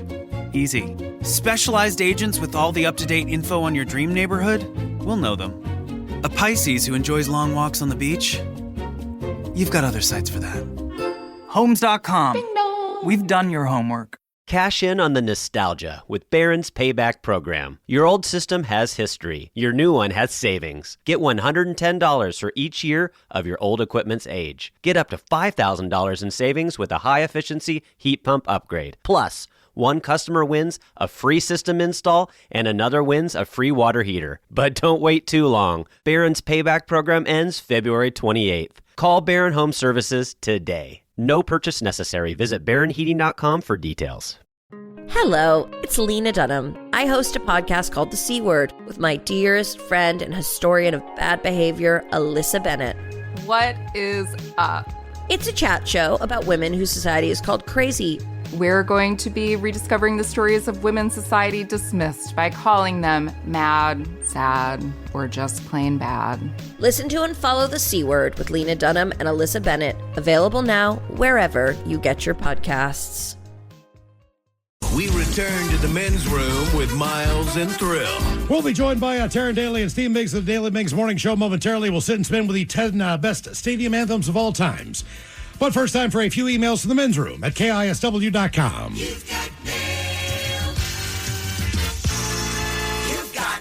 Couple from our question on why were you wet? Ola guy, swimming through sewage in a crawl space. Happened many times. Not fun. And no suit can make it not leak through. It is the worst case scenario at work. That from Blaine. Guys, I'm a plumber. I get a lot of wet on me. The worst is snaking a drain to clear it and then pulling a bunch of feminine hygiene products out on the snake. The snake spins so fast, it will throw the tampons all over a room. And it has. So those snakes, I guess, spin? I guess the industrial ones? Yeah. I've got the one where you just kind of, shove it through and reel it back in. I've got one of those, but we have one now where if you squeeze the trigger, it does spin. But make sure it is deep in the hole, man. It's because you know what it's spinning. It's nothing good. So it sometimes gets stuck all the way back in there? Yeah. With your daughter? Every once in a while. I'll be damned. Well, I don't know if it does or not. I'm just trying to clear as deep as I can. Right. Guys, I was wet and the liquid was my own pee. After a night of heavy drinking and some alternative substances, I was out like a light on my bed. My wife said she woke up with a bed wet and moved over to the second queen bed in our hotel room.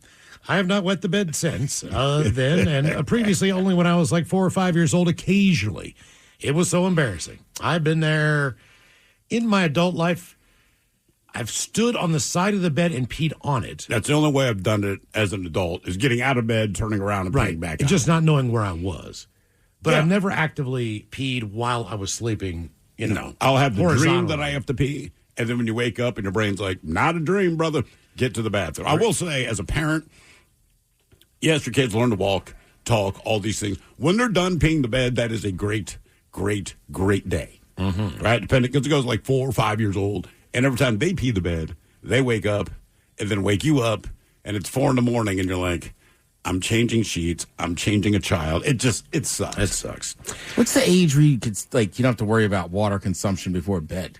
I don't know. I mean, for both of my kids, probably around 5 or 6, I guess. Like my daughter took no time. My son, say like 5 or 6 years old. And then it was like every night. Every night the kid walks in, it's like, God damn it, man. All right, we'll deal with this thing.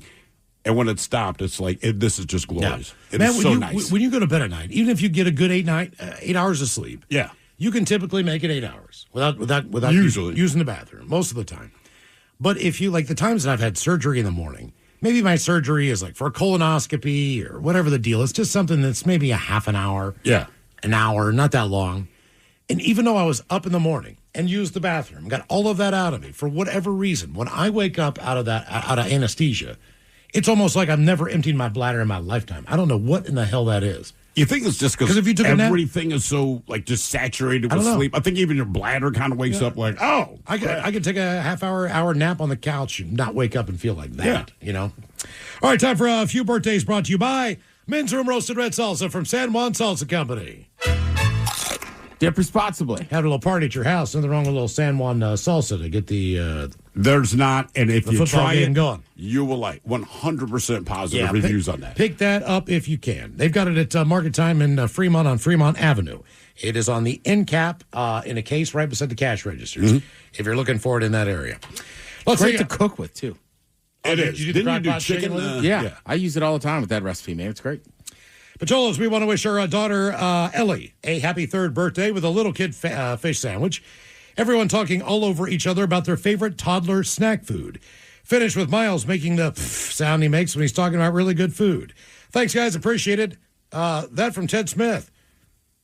Fish challenge. Oh, I took it off Facebook. Oh, okay. Oh, my favorite toddler food growing up. Oh, man, this one is easily, man. I'm telling you right now, Dino Nuggets, brother. And look, and the pen juice left over one chicken parmesan. Yes, it looks like a brontosaurus, but it is a delicious freaking sandwich every time. I steal it from my kids all the time. Oh, let's see here. Guess I should have put her name on there. Well, I didn't know. I just copied and pasted this from Facebook. Okay. Yeah, I should be like I used to. I'd be like, you got to email it in. Yeah, there you go. Yeah, you did used to be pretty staunch about that. Yeah. Guys, I want to wish my nephew Colton a very happy 10th birthday today. He loves soccer, hockey, and his TITI TT? T-I-T-I? Anyway, this is his first ever birthday shout out, so make it good. Gonna get a kid-friendly fish sandwich and any other sound effects you want to give him there, Mike. And please tell him TT says olive juice. Thanks, guys. That from Eva. A fillet of fish sandwich.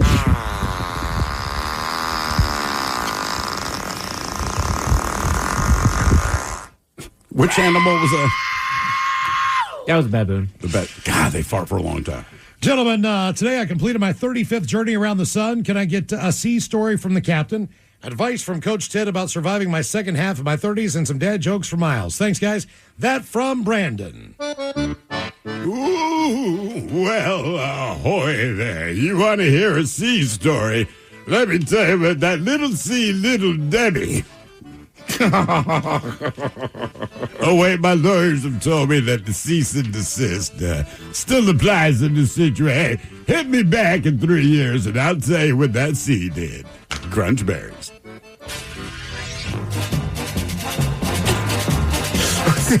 Second half of his 30s. All right, well, now you're kind of getting to that zone now. We're halfway through our 30s. A, buy some Advil. B, get a comfortable bed. C, hopefully you're already saving some money. Then other than that, you'll notice some nights will just end earlier because, frankly, the mornings will suck. Yeah. Yes.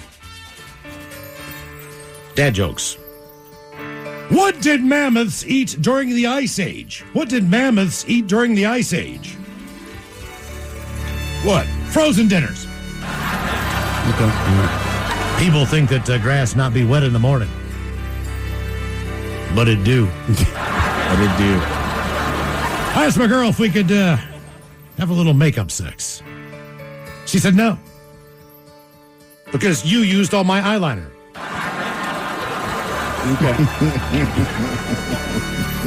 All the men's room guys. I wanted to wish my husband Michael a happy 38th birthday. He's a daily listener, big fan of the show and the beer. So I want to give him a shout out. Fish sandwich. Your D is too small. That's finally, how she put it. I cut that bitch off. Love you so much, Michael Tepp. Thank you very much. That from Andrea. Can I buy you a fish sandwich? Cut that bitch off. Next caller. Hello. Hello. Hello. Can I get a birthday shout out for my husband, John? He loves the show and would love to hear some nasty turtles getting it on. And the dirty Germans talking about sausages. Thank you, guys. That from Joe Lynn.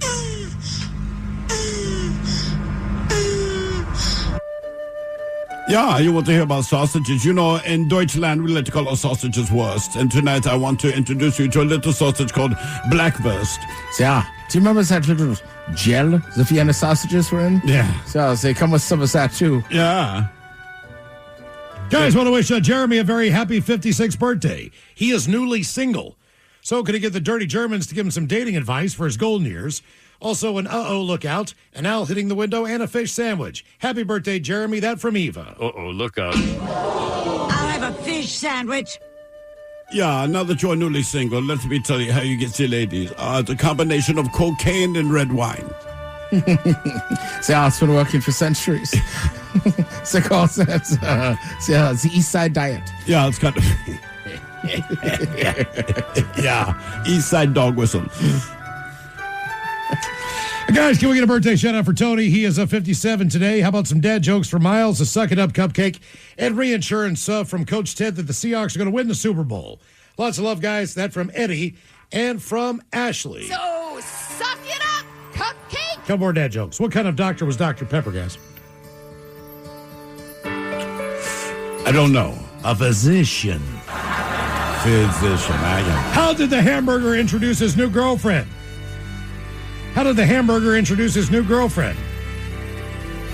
How? Meet Patty. What did the piece of poop say when he got married? I poo? I do. And finally, what can a jelly bean do that men can't? Yeah, buddy. All right, guys, here you go. Happy birthday. Happy birthday. Happy birthday to you. Ya's a Dirty Germans, brought to you by Men's Room Original Sausage. Available through Uli's World Famous Sausage, mensroomlive.com, and other fine retailers. Schweinefleisch. With a detailed agent directory you won't find anywhere else, Homes.com is the only place to find the in-depth info home shoppers want. Very in-depth info. Looking for a listing agent's contact info? We've got it. The agent with the most sales in your price range? Easy. Specialized agents with all the up-to-date info on your dream neighborhood? We'll know them. A Pisces who enjoys long walks on the beach? You've got other sites for that. Homes.com. We've done your homework. Cash in on the nostalgia with Barron's Payback Program. Your old system has history. Your new one has savings. Get $110 for each year of your old equipment's age. Get up to $5,000 in savings with a high-efficiency heat pump upgrade. Plus, one customer wins a free system install and another wins a free water heater. But don't wait too long. Barron's Payback Program ends February 28th. Call Barron Home Services today. No purchase necessary. Visit barronheating.com for details. Hello, it's Lena Dunham. I host a podcast called The C Word with my dearest friend and historian of bad behavior, Alyssa Bennett. What is up? It's a chat show about women whose society is called crazy. We're going to be rediscovering the stories of women society dismissed by calling them mad, sad, or just plain bad. Listen to and follow The C Word with Lena Dunham and Alyssa Bennett. Available now wherever you get your podcasts. The Men's Room returns with Miles and Thrill. All right, coming up here at 5:08, we'll drink and toast with the shot of the day. And we do have your headlines on the way at 5:50. But first, quick check out with Mike Hawk and some of the stories and headlines he is not working on. Well, thank you, Miles. New research suggests that cannabis drinks may help some people cut back on the booze. Well, yeah. I mean, want to drink something and have an effect. Now I'm hungry. Makes sense. That's exactly what it is. I bet you if you could smoke booze, it might cut back on people. Have you ever had one of those pot. little, about like 5-hour energy size shots? I have not. Man, those will knock you on your ass. That's exactly why I've not had one of those. Did you Miles. do the whole thing? Yeah. Well, see, there you go. Why? Well, because each capful generally is a 10 milligram dose. Oh, a capful. That explains it. I love them, but yeah, I'm picturing Miles just knocking that bastard back and then being like, damn. That's my problem with It a lot got of, on me. with a lot of edibles. It's like I'm never a one and done guy. I'm not the guy that can open a bag of chips and have one. I'm not a guy that can open a bag of candy and have one piece. Right. But I have to when it comes to this. Yeah, especially with the edibles. Right. I honestly, if they're like chocolate or cookie ones, like I don't even buy them. No. Right. It's like, I'm just going to want a cookie, but then it has that time release super stone. Right. And a lot of the times, like, they're good stuff, too. Like, there's one that we love that the candy itself is fantastic. Like, you guys should just make candy. Like, damn. The texture of those Pioneer Squares. Yes. And I know it's just a gummy. You can buy other gummies. But I'm telling you, texture-wise, it is one of the best gummies I've ever had in my life. They're awesome. Yeah. New computer models can flag tornado-prone storms an hour earlier than radar alone. Good. Yeah. Okay. That's what we need. Yeah. That's great. Unfortunately, tornadoes are so unpredictable that like because you have the weather for it, right? And you can say that they are likely, but it carries like a 20-mile radius, right? Because when they happen, it could happen in your neighbor's yard, not affect your house, and wipe out half the town. Yeah. That's the weird thing about it. At least like with a hurricane, you go like, no, if you live in this area, you're gonna have a hurricane. They got rid of most of that Snowstorm. department too. So I mean, we need something. Yeah, in no its place. kidding. Right.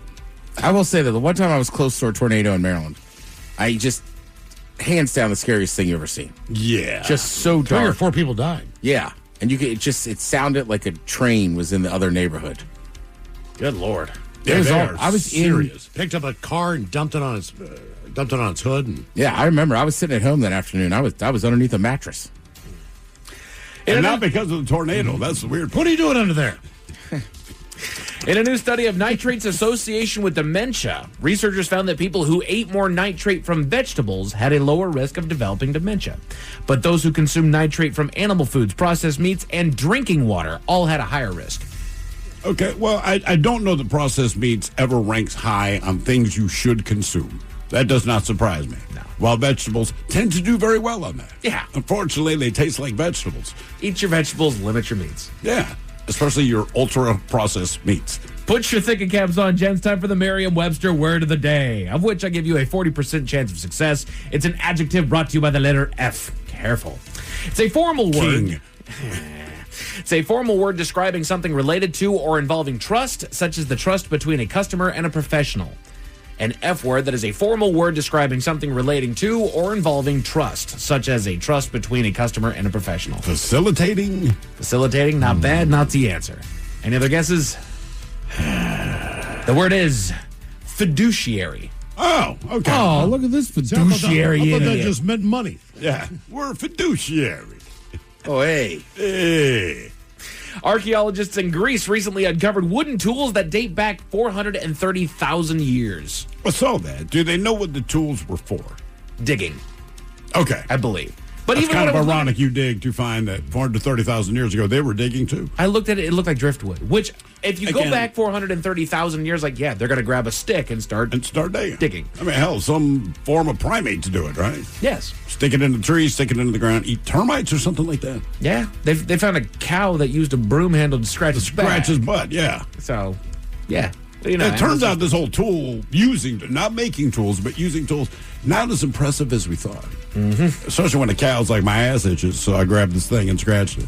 Looks maxing is the new internet vanity term that experts are urging people to be cautious of. Looks maxing? Looks maxing. So it's basically people that are mutilating their face to make it as perfect as possible. Oh, come on, guys. It's been Injecting going with on steroids, for a long plastic surgeries, you know, and it's... I think it's now that it's accessible to the public. It used to just be Hollywood or musicians, whoever. Right. Now you can afford to do it if that's what you choose to do. So now they warn. Mm-hmm. Well, it used to be different remedies, you know, lotions and vitamins and exposures that you could do, but now it's like, no, we'll just drill and carve into your face and implant certain things to make you look... Think Demi Moore was like, where were you guys 20 years ago? And who was was it the Versace lady? Who's, I mean, just... Donatella. Yeah, obviously she had enough money where you buy people's friendship, so they're not going to be honest with you. But I'm like, no one could possibly look at her, right, and say, yes, that was an improvement. Look at Simon Cowell these days. He was honest about it, too. Yeah, he was even like, said, I got too much stuff done. Because it used to be, right, like, you knew famous old women would get, like, a facelift. Sure. But it wasn't, like, Thrill's right. Like, it's so common now, and then I'm kind of amazed that people, like, so many people get Botox. It's like, man, you're not even that old. Mm-hmm. 250 years of American history is being celebrated this year, gents. And honestly, I found this wonderful article. There's actually a lot of coincidences that have happened in those 250 years. The Men's Room Top 10. The Men's Room Top 10. So this comes to us via theamericanfacts.com. And it's just basically a bunch of different coincidences that have happened throughout the years here of this country. A lightning strike survivor. Being hit by lightning is an extremely rare occurrence. Park Ranger Roy Sullivan was struck not once, but 7 times between 1942 and 1977 and survived all of them. I remember that guy only because my brother used to get the Guinness Book of World Records every year. That was his thing. Look what he does now. Anyway, no one broke his record. He was always there and always had a picture of him. I think he was like a sheriff or something like that. Yes. But they always showed him standing there with Park one Ranger. of his sheriff's hat. Okay, his park That's ranger what I was going to say. with a clean line burned through it. There's got to be an explanation for this. Whether it's geographical. Yeah, God hates him. Whether he's just, charged, where he's living, what his job is. The Is he a strikes hit him lineman? in a fire tower, in his truck, in his yard while patrolling. So there's it's no random. Yeah, it's completely random. It just him. Is it random if you get hit 7 times? You're attracting the lightning. Right. That's what I'm saying. You got some kind of charge going on. How about this one? Back in 1975, 17-year-old Erskine, I'm sure I said that wrong, Lawrence Eben, was struck by a taxi in Bermuda while riding his moped. A year later, his brother Neville, also 17 at the time, was riding the exact same moped when he was struck by a taxi. The very same taxi, with the same driver. You've got to be kidding. On the same street. With the same passenger. What? The same dudes riding the same taxi hits the same damn moped with the dude's brother on there. Coincidence. That driver had it out for him. I got to think the passenger's like, this is freaking me out, man. Yes, if I see that driver again, I'm out. Or if I'm that passenger and the driver's like, it's that same guy, like, let's hit him again. Know it. Come in. Go for 3. What are the odds? Maybe they both just hate that guy. I know it seems like, are we sure this is a coincidence? I mean, that is awfully strange. Incredible coincidences in American history. They call this one Disney Magic. A soon-to-be-married couple, Alex and Donna, were looking through old photos to include in their wedding video. They found one photo of Donna posing on a childhood trip to Disney World back in 1980. In the background, they spotted her soon-to-be father-in-law being pushing a stroller with her now soon-to-be husband inside. Wow. Okay, that's pretty cool. A photo that dated back several years or decades. Wait, so they're looking through old photos. Correct. And then they see who as a kid? She realizes, so she has a picture of her at Disney as a child. In the background, her soon-to-be father-in-law is And pushing husband. the stroller I see. that contains her future husband. Yes. That's why. Sounds like he's been stalking her for a while. Baby, I saw you when I was sucking my thumb and breastfeeding. Get married at Disney. Saw you from my mom's shoulder. God. This one's wild. Jim Lewis and Jim Springer. So identical twin brothers separated at birth, Jim Lewis and Jim Springer, were reunited at age 39 and discovered several coincidences about each other. Both married women named Linda. All right. That they divorced. And then remarried women named Betty. Both had dogs named Toy and drove the same model of a car. Both grew up with an adopted brother named Larry, and both had sons whom they named James Allen. They had not met each other before any of these things happened. That is weird, man. Yeah. I mean, I understand that the twin thing goes a ways, but damn. You know, but that's when they do those experiments, right? So they say, like, one, if you're, and look, I don't know, I'm not a twin, but they say if you're a twin, everyone points out that you're a twin. And everyone expects you to do the same thing, so people tend to notice more. Sure. Right? But in this case, like, you didn't know each other for 39 years. Right. There's something there, man. So, how about this one? Dennis the Menace. 2 comic strips featuring a character named Dennis the Menace debuted in British and American outlets, respectively, on March 12th, 1961. Both of them did on March 12th, only a few hours apart. Neither of the creators knew each other and had no idea that the other was doing it. They just Are they the same idea? It's just this kid that's kind of a troublemaker? The kid's name is Dennis the Menace. You do the math, right? Yeah. It's right there in the name. Right. But I'd read that before, and I want to say when they finally came to realize this, I want to say the American cartoonist ended up winning out whatever court battle, but it still wasn't super contentious. Because they're like, bro, I did not know you were doing it. Vice versa. But one of us has that rights to it. And I would say the U.S. guy won, but yeah. Yeah, right. Incredible coincidences in American history. So there was this author by the name of Morgan Robertson wrote a short book called Futility about a massive, unsinkable ship called the Titan that hit an iceberg and sank. The tale describes a ship with a similar size and a similar lack of lifeboats to the famous vessel known as the Titanic, and this book was released a couple years before the Titanic was even a thing. I wonder if anyone was reading that on the Titanic. That would be spooky. This is a crazy book, man. That's also, you don't welcome that in there. That's like watching snakes on a plane while you're on a flight. I'd rather watch that than air disasters. Yeah. My wife and I were watching air disasters almost just like 3 days before we were going to fly somewhere. And it doesn't bother us, right? But one of the kids walked into the room. We're like, change the channel. Right. We do not need this paranoia. Because air disasters never end well. No. Hence, disasters. It's like watching Final Destination, while you're just on your way out. I'll be honest with you. After I finally flew in a smaller plane, like that Cessna, I haven't watched an episode of it since. Every time I see it now, I skip over it. I'm like, I don't need this in my life. Would you watch Jaws before going to the beach? Sure. I watched Jaws before I went to summer camp. That was a mistake. Okay. Would you watch nervous. The Exorcist if you're going to babysit a 11-year-old girl? No. Okay. Me neither. That got it.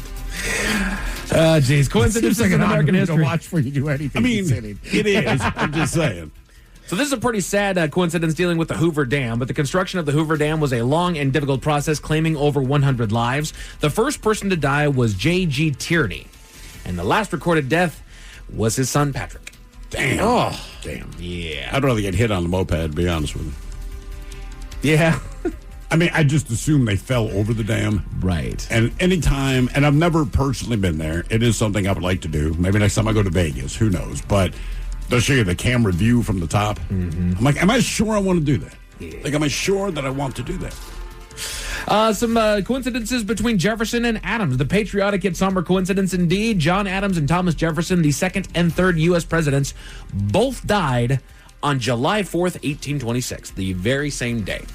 exactly 50 years after signing the Declaration of Independence. Wow. I guess the British got back at him. It's a ticking time bomb. You might know this one, Steve, so you don't get to say anything about it, but Mark Twain and Halley's Comet.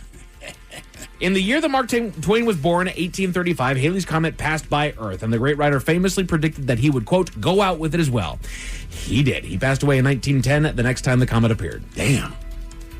It was the ship that he landed on, the ship that took him away. That's it. He was an alien. Boom. And then I'll leave you with this last and final. Mark Twain, not an alien. Dropped a few N-bombs and then left the planet. Let me tell you about a character. Right. The last coincidence. I got this idea. You're going to love it. The last coincidence in American history, the presidential curse. So for almost 140 years, U.S. presidents elected in years ending in 0 died while in office, starting with William Henry Harrison back in 1840, Abraham Lincoln in 1860, James Garfield in 1880, William McKinley in 1900, President Harding in 1920, FDR in 1940, and John F. Kennedy, 1960. The only time that it was broken was back in Reagan. 1980 with Ronald Reagan, and he damn near did it. He still got shot. Right. That's the thing, man. It's not like he got out of there scot-free. It's like, no, dude, somebody put a bullet in your ass. Right. To impress Jodie Foster. I know. It's just, Jodie Foster's 13-year-old like, Jodie Foster. I should have just told you I'm not interested. First of all, I'm gay and I'm a child. But, you know, I'm impressed. This'll do it. This'll get you to change teams. Oh, that's how you get all the girls. Yeah. That's right. Okay, I'll do it now. You shot the president. An Australian bike race was interrupted by a very fitting disturbance, Miles. What was it interrupted by? Tell you all about it at 5:50. Thank you, sir. Headlines are coming up at 5:50. In the meantime, have we made it to drinking time? Somebody out there deserves to be recognized. And the men's room knows just who it is. So to you, we say, bottoms up, sailor. You're the toast of our shot of the day. Drink time it is, and as usual, we head to the drink desk and Steve and Thrill Hill to find out who we're toasting. Yes, indeed. And today we toast 72-year-old Rick Riz, a.k.a. the voice of the Seattle Mariners radio network, only for the last, 43 years, right? Obviously, the Mariners are coming off a pretty historic season, but after 4 decades, the team announced earlier today that he is going to be retiring. Now, keep in mind, he's not gone just yet. He says he plans for this upcoming season, the 2026 season, to be his final as the primary radio broadcaster for the club, man. I mean, he's been around a hot minute. I mean, Mike, that's basically your entire life, and you're a massive Mariners fan.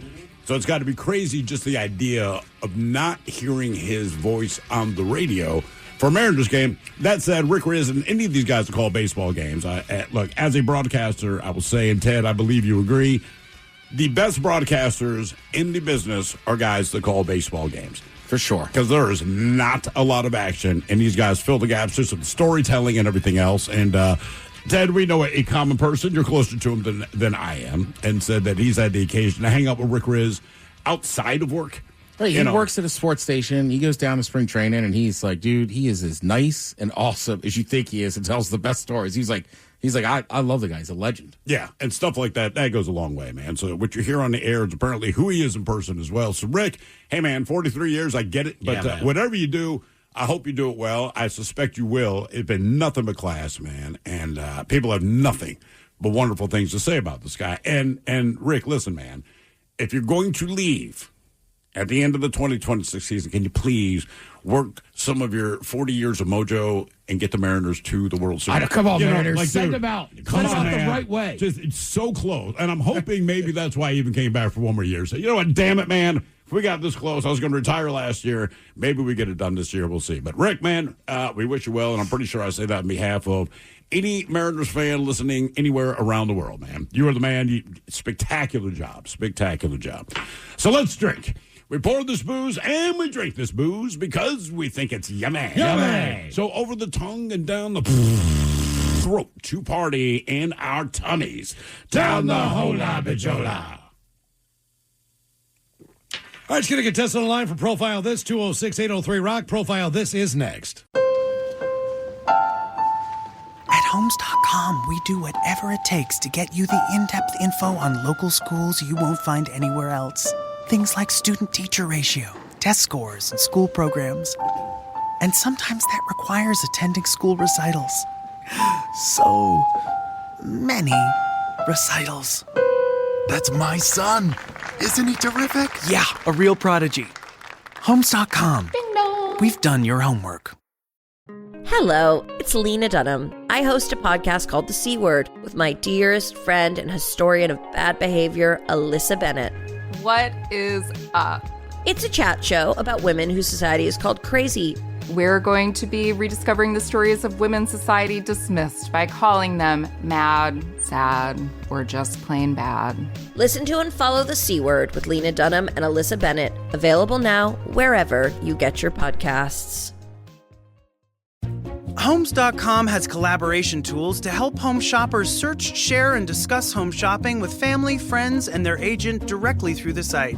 Though it was fun to get that email from your husband about that 3-bedroom in the hills, to which you replied via text that you would never live in the hills and you'd like to find a 3-bedroom closer to the beach. To which he replied, "Why are you so uncompromising?" A fun way to spend an afternoon, but we think it's just a tad bit easier our way. Homes.com. Ding dong. We've done your homework. Cash in on the nostalgia with Barron's Payback Program. Your old system has history. Your new one has savings. Get $110 for each year of your old equipment's age. Get up to $5,000 in savings with a high-efficiency heat pump upgrade. Plus, one customer wins a free system install and another wins a free water heater. But don't wait too long. Barron's Payback Program ends February 28th. Call Barron Home Services today. No purchase necessary. Visit BarronHeating.com for details.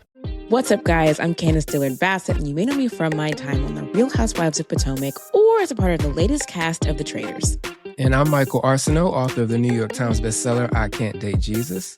On our podcast, Undomesticated, we don't just say the quiet parts out loud. We're putting it all on the kitchen table and inviting you into the chaos. If you're ready for bold takes, real talk, and a little fun, come join us. Listen to and follow Undomesticated, an Odyssey podcast, available wherever you get your podcasts.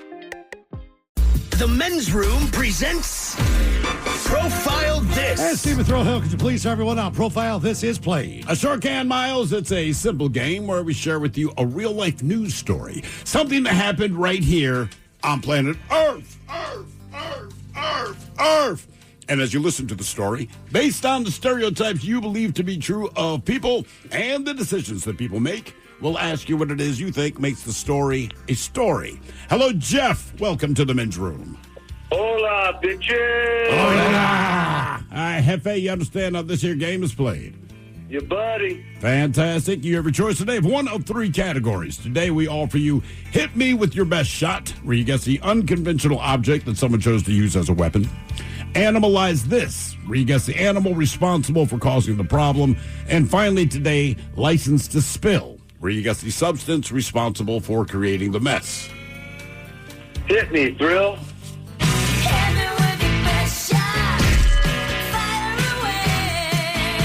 All right, we go to Florida, where a teenager is behind bars after striking her own mother with something during a domestic battery. Farrah Kernan, 18 years old, she was arrested for battery following a disturbance at her Jansen Beach home, which she shares with her 46-year-old mom. She's locked up in the Martin County Jail in lieu of $2,500 bond. Now, her mother told cops that she had been involved in a, quote, verbal dispute with her daughter, who she said had been drinking alcohol earlier that day. During the argument, the woman says that Kernan smacked her in the face and then threw something at her. And police on the scene, they did observe evidence on the victim's left shoulder, which was consistent with her statement, as they say. Now, my question about the cops, Kernan appeared confused and became emotionally upset and began screaming and crying and continued to act uncooperatively. Now, a friend of the victim who was present at the residence, she had a recorded video of Kernan striking her mother, and therefore she was arrested. The question is, what did she assault her mother with? Was it a pan? Was it a ladle? Was it garlic bread, or was it a pork chop? So a pan, a ladle, garlic bread, or pork chop. What did this woman hit her mother with? Ooh. I mean, I hit my mother with all 4, but that's just me. So you said that they saw like something on her shoulder, right? Yeah, so evidence on her shoulder. Pan and ladle out. Correct. Garlic bread or pork chop? What do you guys think? Ted, what are you thinking? And they arrested her, right? Yeah, she was drunk. She already underage, right? But yeah, she assaulted her mother. I mean, that's the whole thing. And there's a recorded video of it, so there's no he said, she said. It's like garlic bread. I just can't imagine it being that hard. Well, you got to just throw anything. Remember, somebody got arrested for spraying someone with silly string about 2 years ago. So I don't know. I think she might have hit her with a ladle. A ladle. Ladle. What about you, Miles? Pork chop. I'm going pork chop, too. That's just what I was thinking, brother. Okay. What did she attack her mom with? Was it a pan, a ladle, a piece of garlic bread, or a pork chop? We'll find out next. That was a tease. You are listening to The Men's Room. With a detailed agent directory you won't find anywhere else, Homes.com is the only place to find the in-depth info home shoppers want. Very in-depth info. Looking for a listing agent's contact info? We've got it. The agent with the most sales in your price range? Easy. Specialized agents with all the up-to-date info on your dream neighborhood? We'll know them. A Pisces who enjoys long walks on the beach? You've got other sites for that. Homes.com. We've done your homework. Cash in on the nostalgia with Barron's Payback Program. Your old system has history. Your new one has savings. Get $110 for each year of your old equipment's age. Get up to $5,000 in savings with a high-efficiency heat pump upgrade. Plus, one customer wins a free system install and another wins a free water heater. But don't wait too long. Barron's Payback Program ends February 28th. Call Barron Home Services today. No purchase necessary. Visit BarronHeating.com for details. What's up, guys? I'm Candace Dillard-Bassett, and you may know me from my time on The Real Housewives of Potomac or as a part of the latest cast of The Traitors. And I'm Michael Arsenault, author of the New York Times bestseller, I Can't Date Jesus. On our podcast, Undomesticated, we don't just say the quiet parts out loud, we're putting it all on the kitchen table and inviting you into the chaos. If you're ready for bold takes, real talk, and a little fun, come join us. Listen to and follow Undomesticated, an Odyssey podcast, available wherever you get your podcasts. Corey's hit me with your best shut-out profile. This we get on the flow right up. Teenager was drunk and now behind bars after striking her mom with an object after slapping her in the face. Question is then, what did she throw at her mom after she slapped her? Was it a pan, a ladle, garlic bread, or a pork chop? And that is the question that we posed to you. Let's see, I'm looking at YouTube. Kind of went all over the place. People going garlic bread, ladle. Ted, you went with ladle. Ladle.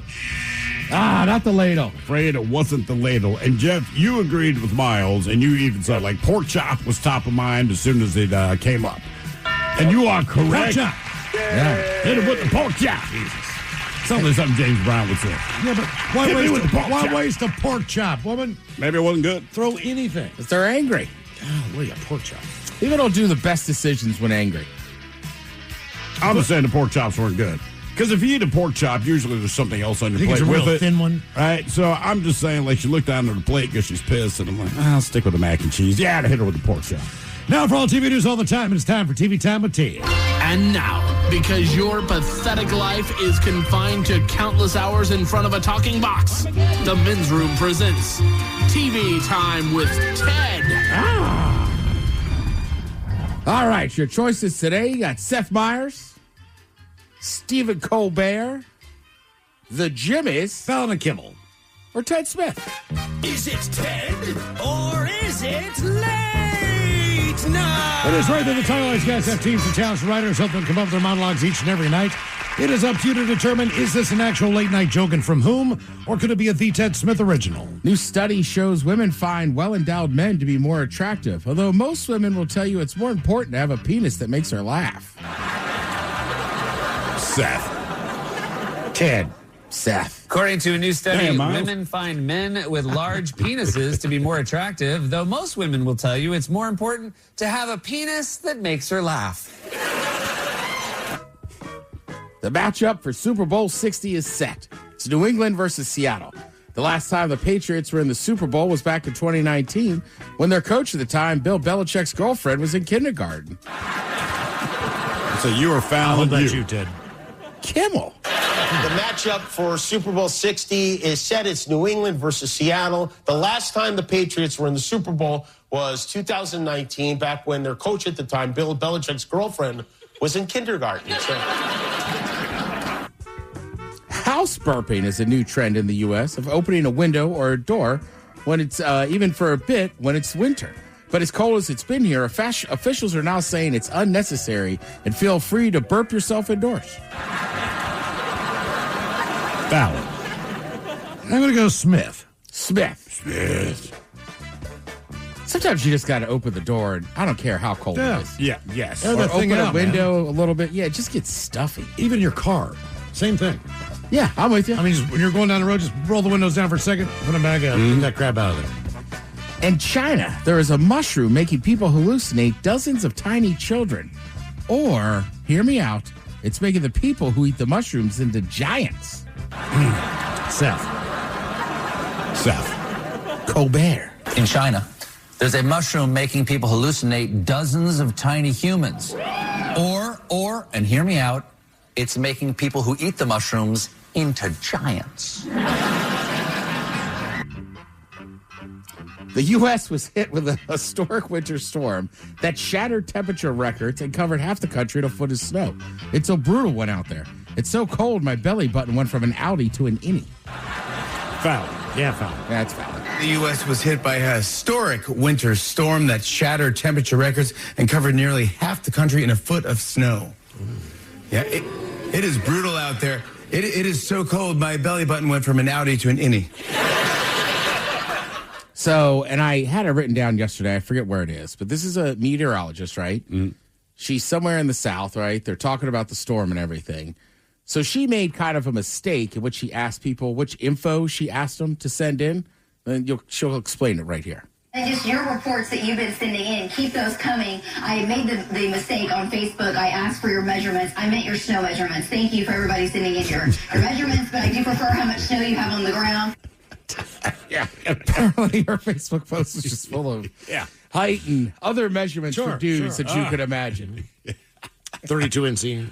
Oops. Yeah, I would also tell people, right? Obviously, I still have family back there and everything, but like, it's not as much that it snowed, is that it's sleeted and iced on top of it. The ice is as far as traffic goes, right? Snow, maybe close down schools.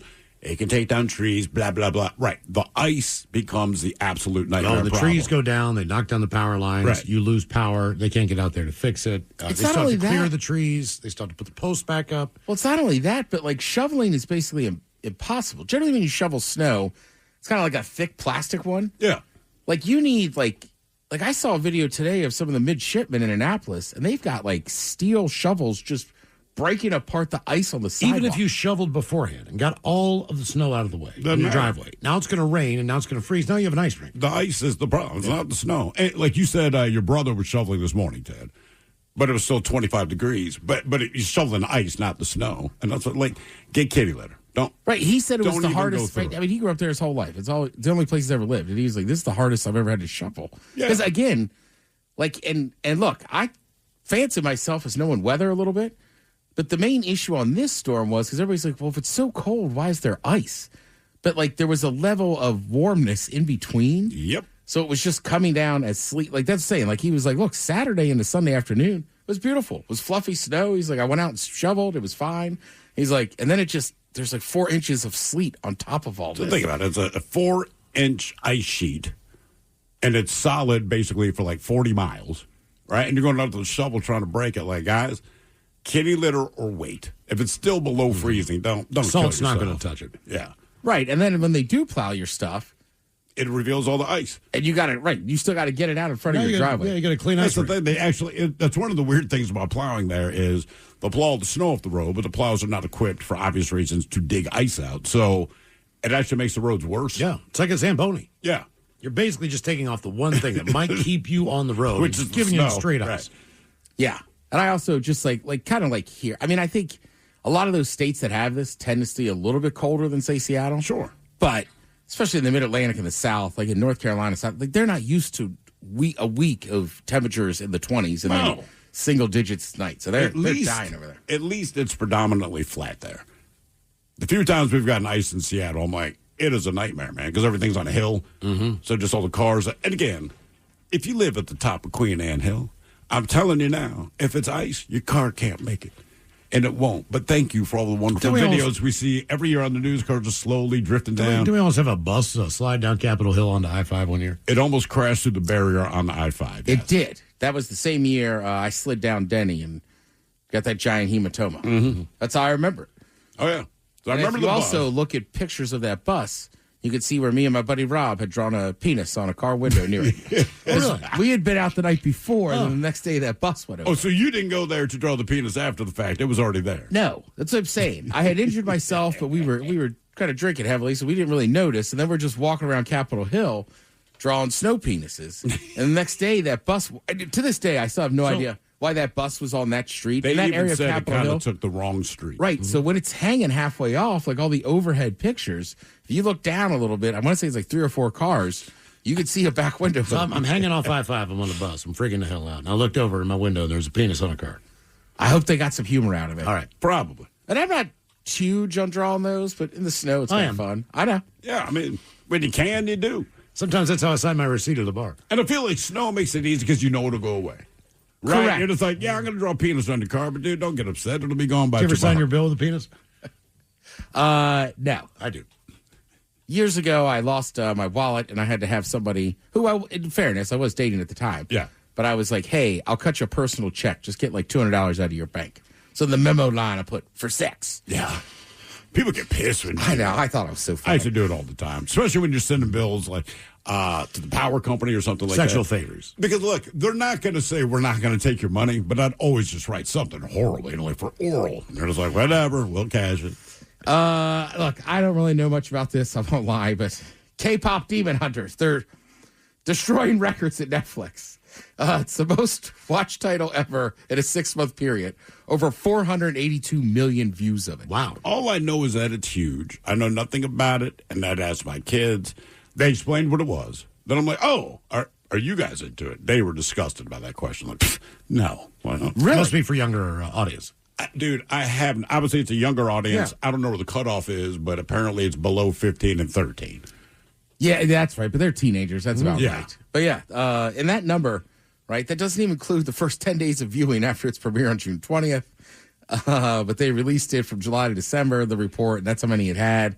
K-pop Demon Hunter lyric videos also brought in 32 million views. Damn. Right. Wednesday, season 2 was the most watched TV show with 124 million viewers. Stranger Things with 94. And again, I have no idea. I assume it's not a K-pop band that hunts demons. Only because that's what's in the name. Correct. Like I always say, I don't know a ton about K-pop, right? Like, I know Psy, but he was kind of before all that stuff got there. And then I know the one band, what's it, Blackpink or something? Because the one girl. I know the name. Yeah. And then, like, she did a song with, like, Diplo or somebody. And I was like, all right, I guess I know her. Let's see. Talked already a little bit about going to the Seahawks game on Sunday. I don't know if I said this on the air. I had said it to Mike. Like, I do enjoy some country music. I like Zach Top. He's from Washington State. Kind of a homecoming. He's a Washington native, very proud of it. He had a Seahawks jersey. To his credit, sang the anthem a cappella. No backing track, nothing. So I was there. Here's kind of the end of it when the Jets go over. Or the land of the free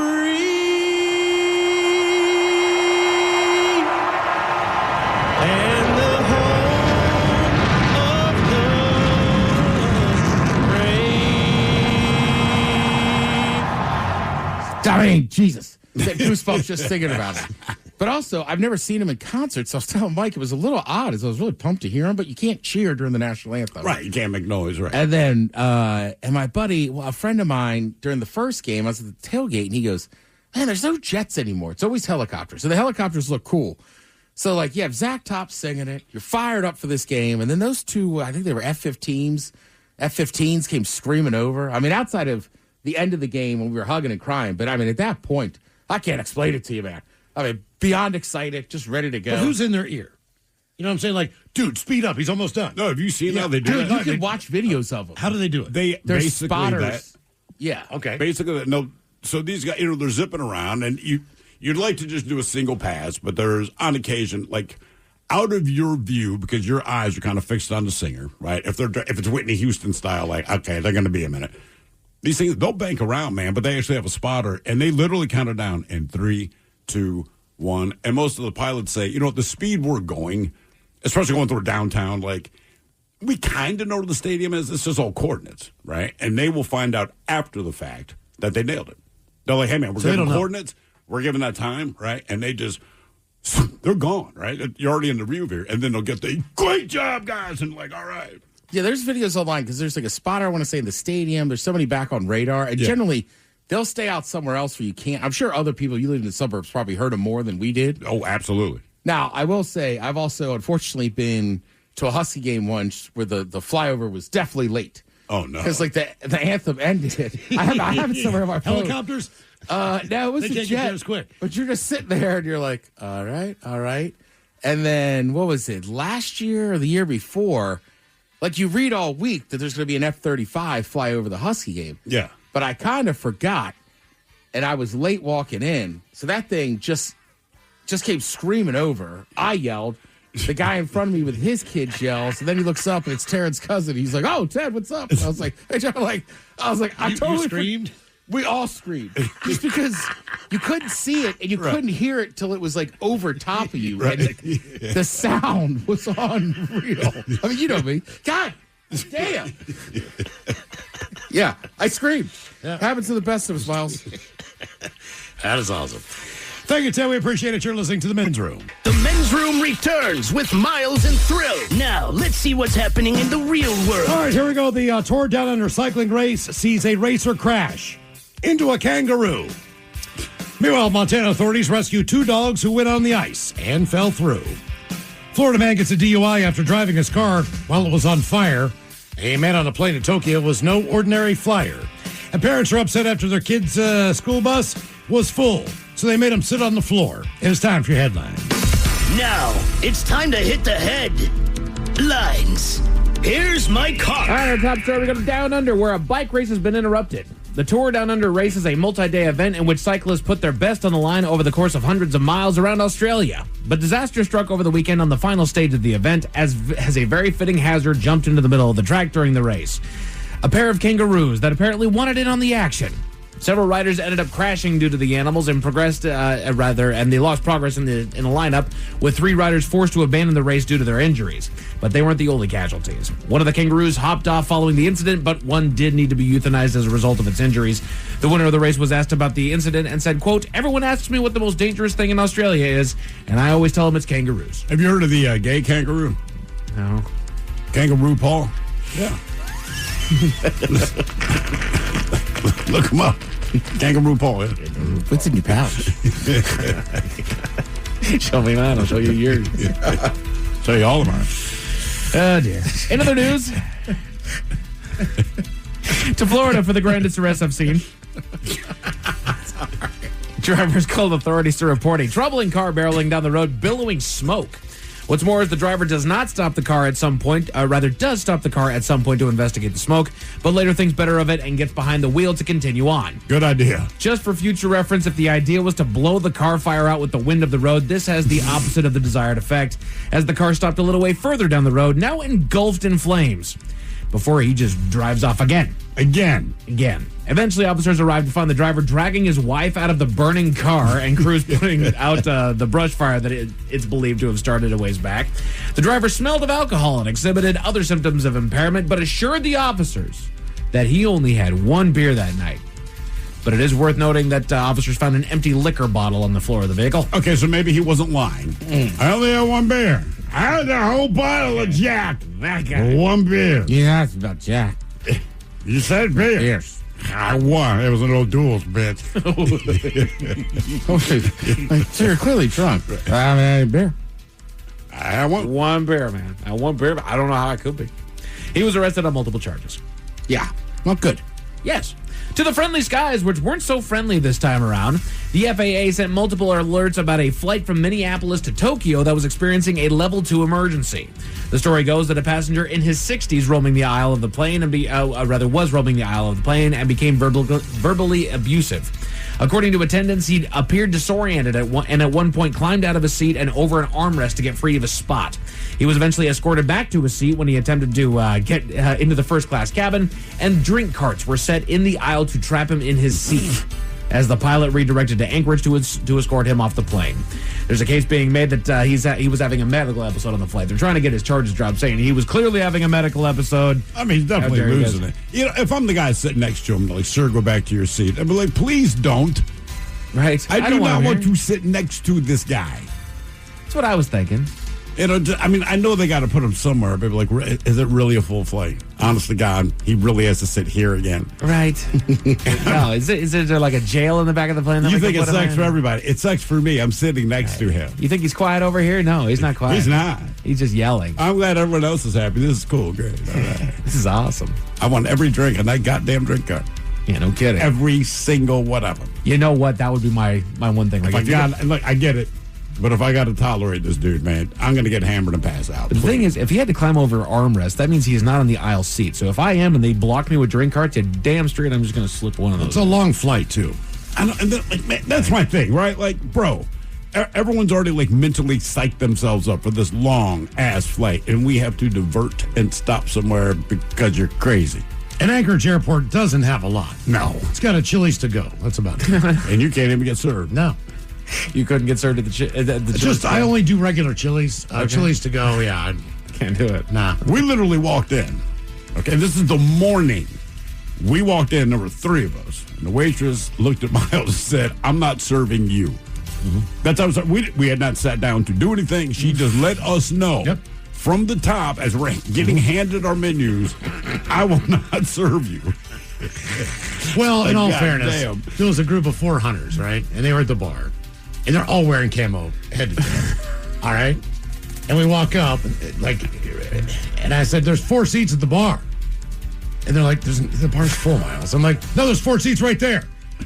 And kind of turn and look at me. I'm like, oh, God, sorry, my bad. I didn't see you, man. You guys are in camo, my bad. And then I think that's when they went, nope. Oh, you were being funny. Yeah. I walked up like, no, seriously, guys, there's 4 seats at the bar. And they all turned around and looked at me, and I was like, oh, my bad, I didn't see you're in camo. And the woman was like, not you. Oh, my God. First words out of her mouth. Was there any place else to go? Well, I thought it was a great line. Of course you did. No. It's the Anchorage Airport, man. That's the only thing they got. And that's what was open. I mean, there was no alternative. They deboarded the plane. They got one shot. Chili's to go. Don't make camo jokes. Right. In Alaska. That's what happened. You ever tell a woman she has camo toe? I can't even see it. I just thought it was a funny line. It was it. Yeah. Oh, no, wait, they're full. Forget it. Miles bringing the yucks. We'll get it taken. Then I had Hair Club order me a shot of vodka in it. She didn't catch you? Yeah. Nah, it was very slick. It was very quick. Because she was an older lady, too, man. Like, you could just tell she was not effing around. No. Yeah. But just in case those stories left a bad taste in your mouth. Thankfully, there's good news. I got it, Miles. I thought it was funny. I mean, I had to sit at Fridays this year at some airport and kill like 2 hours, right? All right. So I got there before 6 a.m. And I said, I'm trying to kill time. Like, can I have another side of fruit or whatever? And she's like, yeah. Then like the third side of fruit, she was like, I'll get you a drink at 6 or 8 a.m. I think it's whenever they started serving. Yeah. I was like, thank you, man. Thank you. That's why I'm here. We go to Montana for another rescue operation. Rescue crews were called out to a local lake on calls of animals in distress. They arrived to find a couple dogs that had managed to get themselves stuck in the ice water after venturing out on unsteady ground. Yet again, it's the year for animals walking around with a dog on ice. I mean. 4 rescuers started out on the ice to attempt to reach the struggling dogs, but before they made contact, the dogs just turned around and swam into open water back from where they came. They were able to meet them on the other side when they finally got out of the water to see to it that they had all made it back home safe. So there's this whole story, and I love it. Like, it's a good news story that these rescuers came to help, but they did nothing but chase them out of the water. Yeah. I could do that. Good on you. Men's Room Sports, you got college hoops on ESPN, CBS Sports on FS1, NBA basketball on CW and NBC, and the Kraken are in town hosting the Capitals over on Kong and on Amazon Prime. As far as your weather, cloudy skies and showers are bringing temperatures down to the low 40s tonight. Tomorrow we're expecting a day of light rain and a high right around 50. That is it for your headlines. With that, Mike Hawk is out. Thank you, sir. We appreciate it. We'll see you next time for the return of Who Sucks Less. Jolene is up in just seconds. Yes, indeed. It is all true. But in the meantime, well, we be all about this bitch. So until tomorrow, please do what you do best. And for Aletha's sake, stay beautiful. The Men's Room Room has been taped before a live studio audience. Wardrobe and makeup provided by Mantastic Limited. This has been a presentation of the Men's Room Radio Network. Oh, man! A Double Flush production. With a detailed agent directory you won't find anywhere else, Homes.com is the only place to find the in-depth info home shoppers want. Very in-depth info. Looking for a listing agent's contact info? We've got it. The agent with the most sales in your price range? Easy. Specialized agents with all the up-to-date info on your dream neighborhood? We'll know them. A Pisces who enjoys long walks on the beach? You've got other sites for that. Homes.com. We've done your homework. What's up, guys? I'm Candace Dillard-Bassett, and you may know me from my time on The Real Housewives of Potomac or as a part of the latest cast of The Traitors. And I'm Michael Arsenault, author of the New York Times bestseller, I Can't Date Jesus. On our podcast, Undomesticated, we don't just say the quiet parts out loud. We're putting it all on the kitchen table and inviting you into the chaos. If you're ready for bold takes, real talk, and a little fun, come join us. Listen to and follow Undomesticated, an Odyssey podcast, available wherever you get your podcasts. Start the new year in drive during the construction sale at Kendall Chevrolet of Marysville. We've moved just a few blocks south to our brand new location. Just head down 33rd Avenue and check out the deals. We're still working on the remodel, but we're open during construction and stocked up with construction sale deals on Silverado trucks and Chevy SUVs. Chevy, together, let's drive. Stop by the new location of Kendall Chevrolet of Marysville, just down 33rd Avenue across Marine Drive. Kendall, let's start something great. Hello, it's Lena Dunham. I host a podcast called The C Word with my dearest friend and historian of bad behavior, Alyssa Bennett. What is up? It's a chat show about women whose society is called crazy. We're going to be rediscovering the stories of women's society dismissed by calling them mad, sad, or just plain bad. Listen to and follow The C Word with Lena Dunham and Alyssa Bennett. Available now wherever you get your podcasts.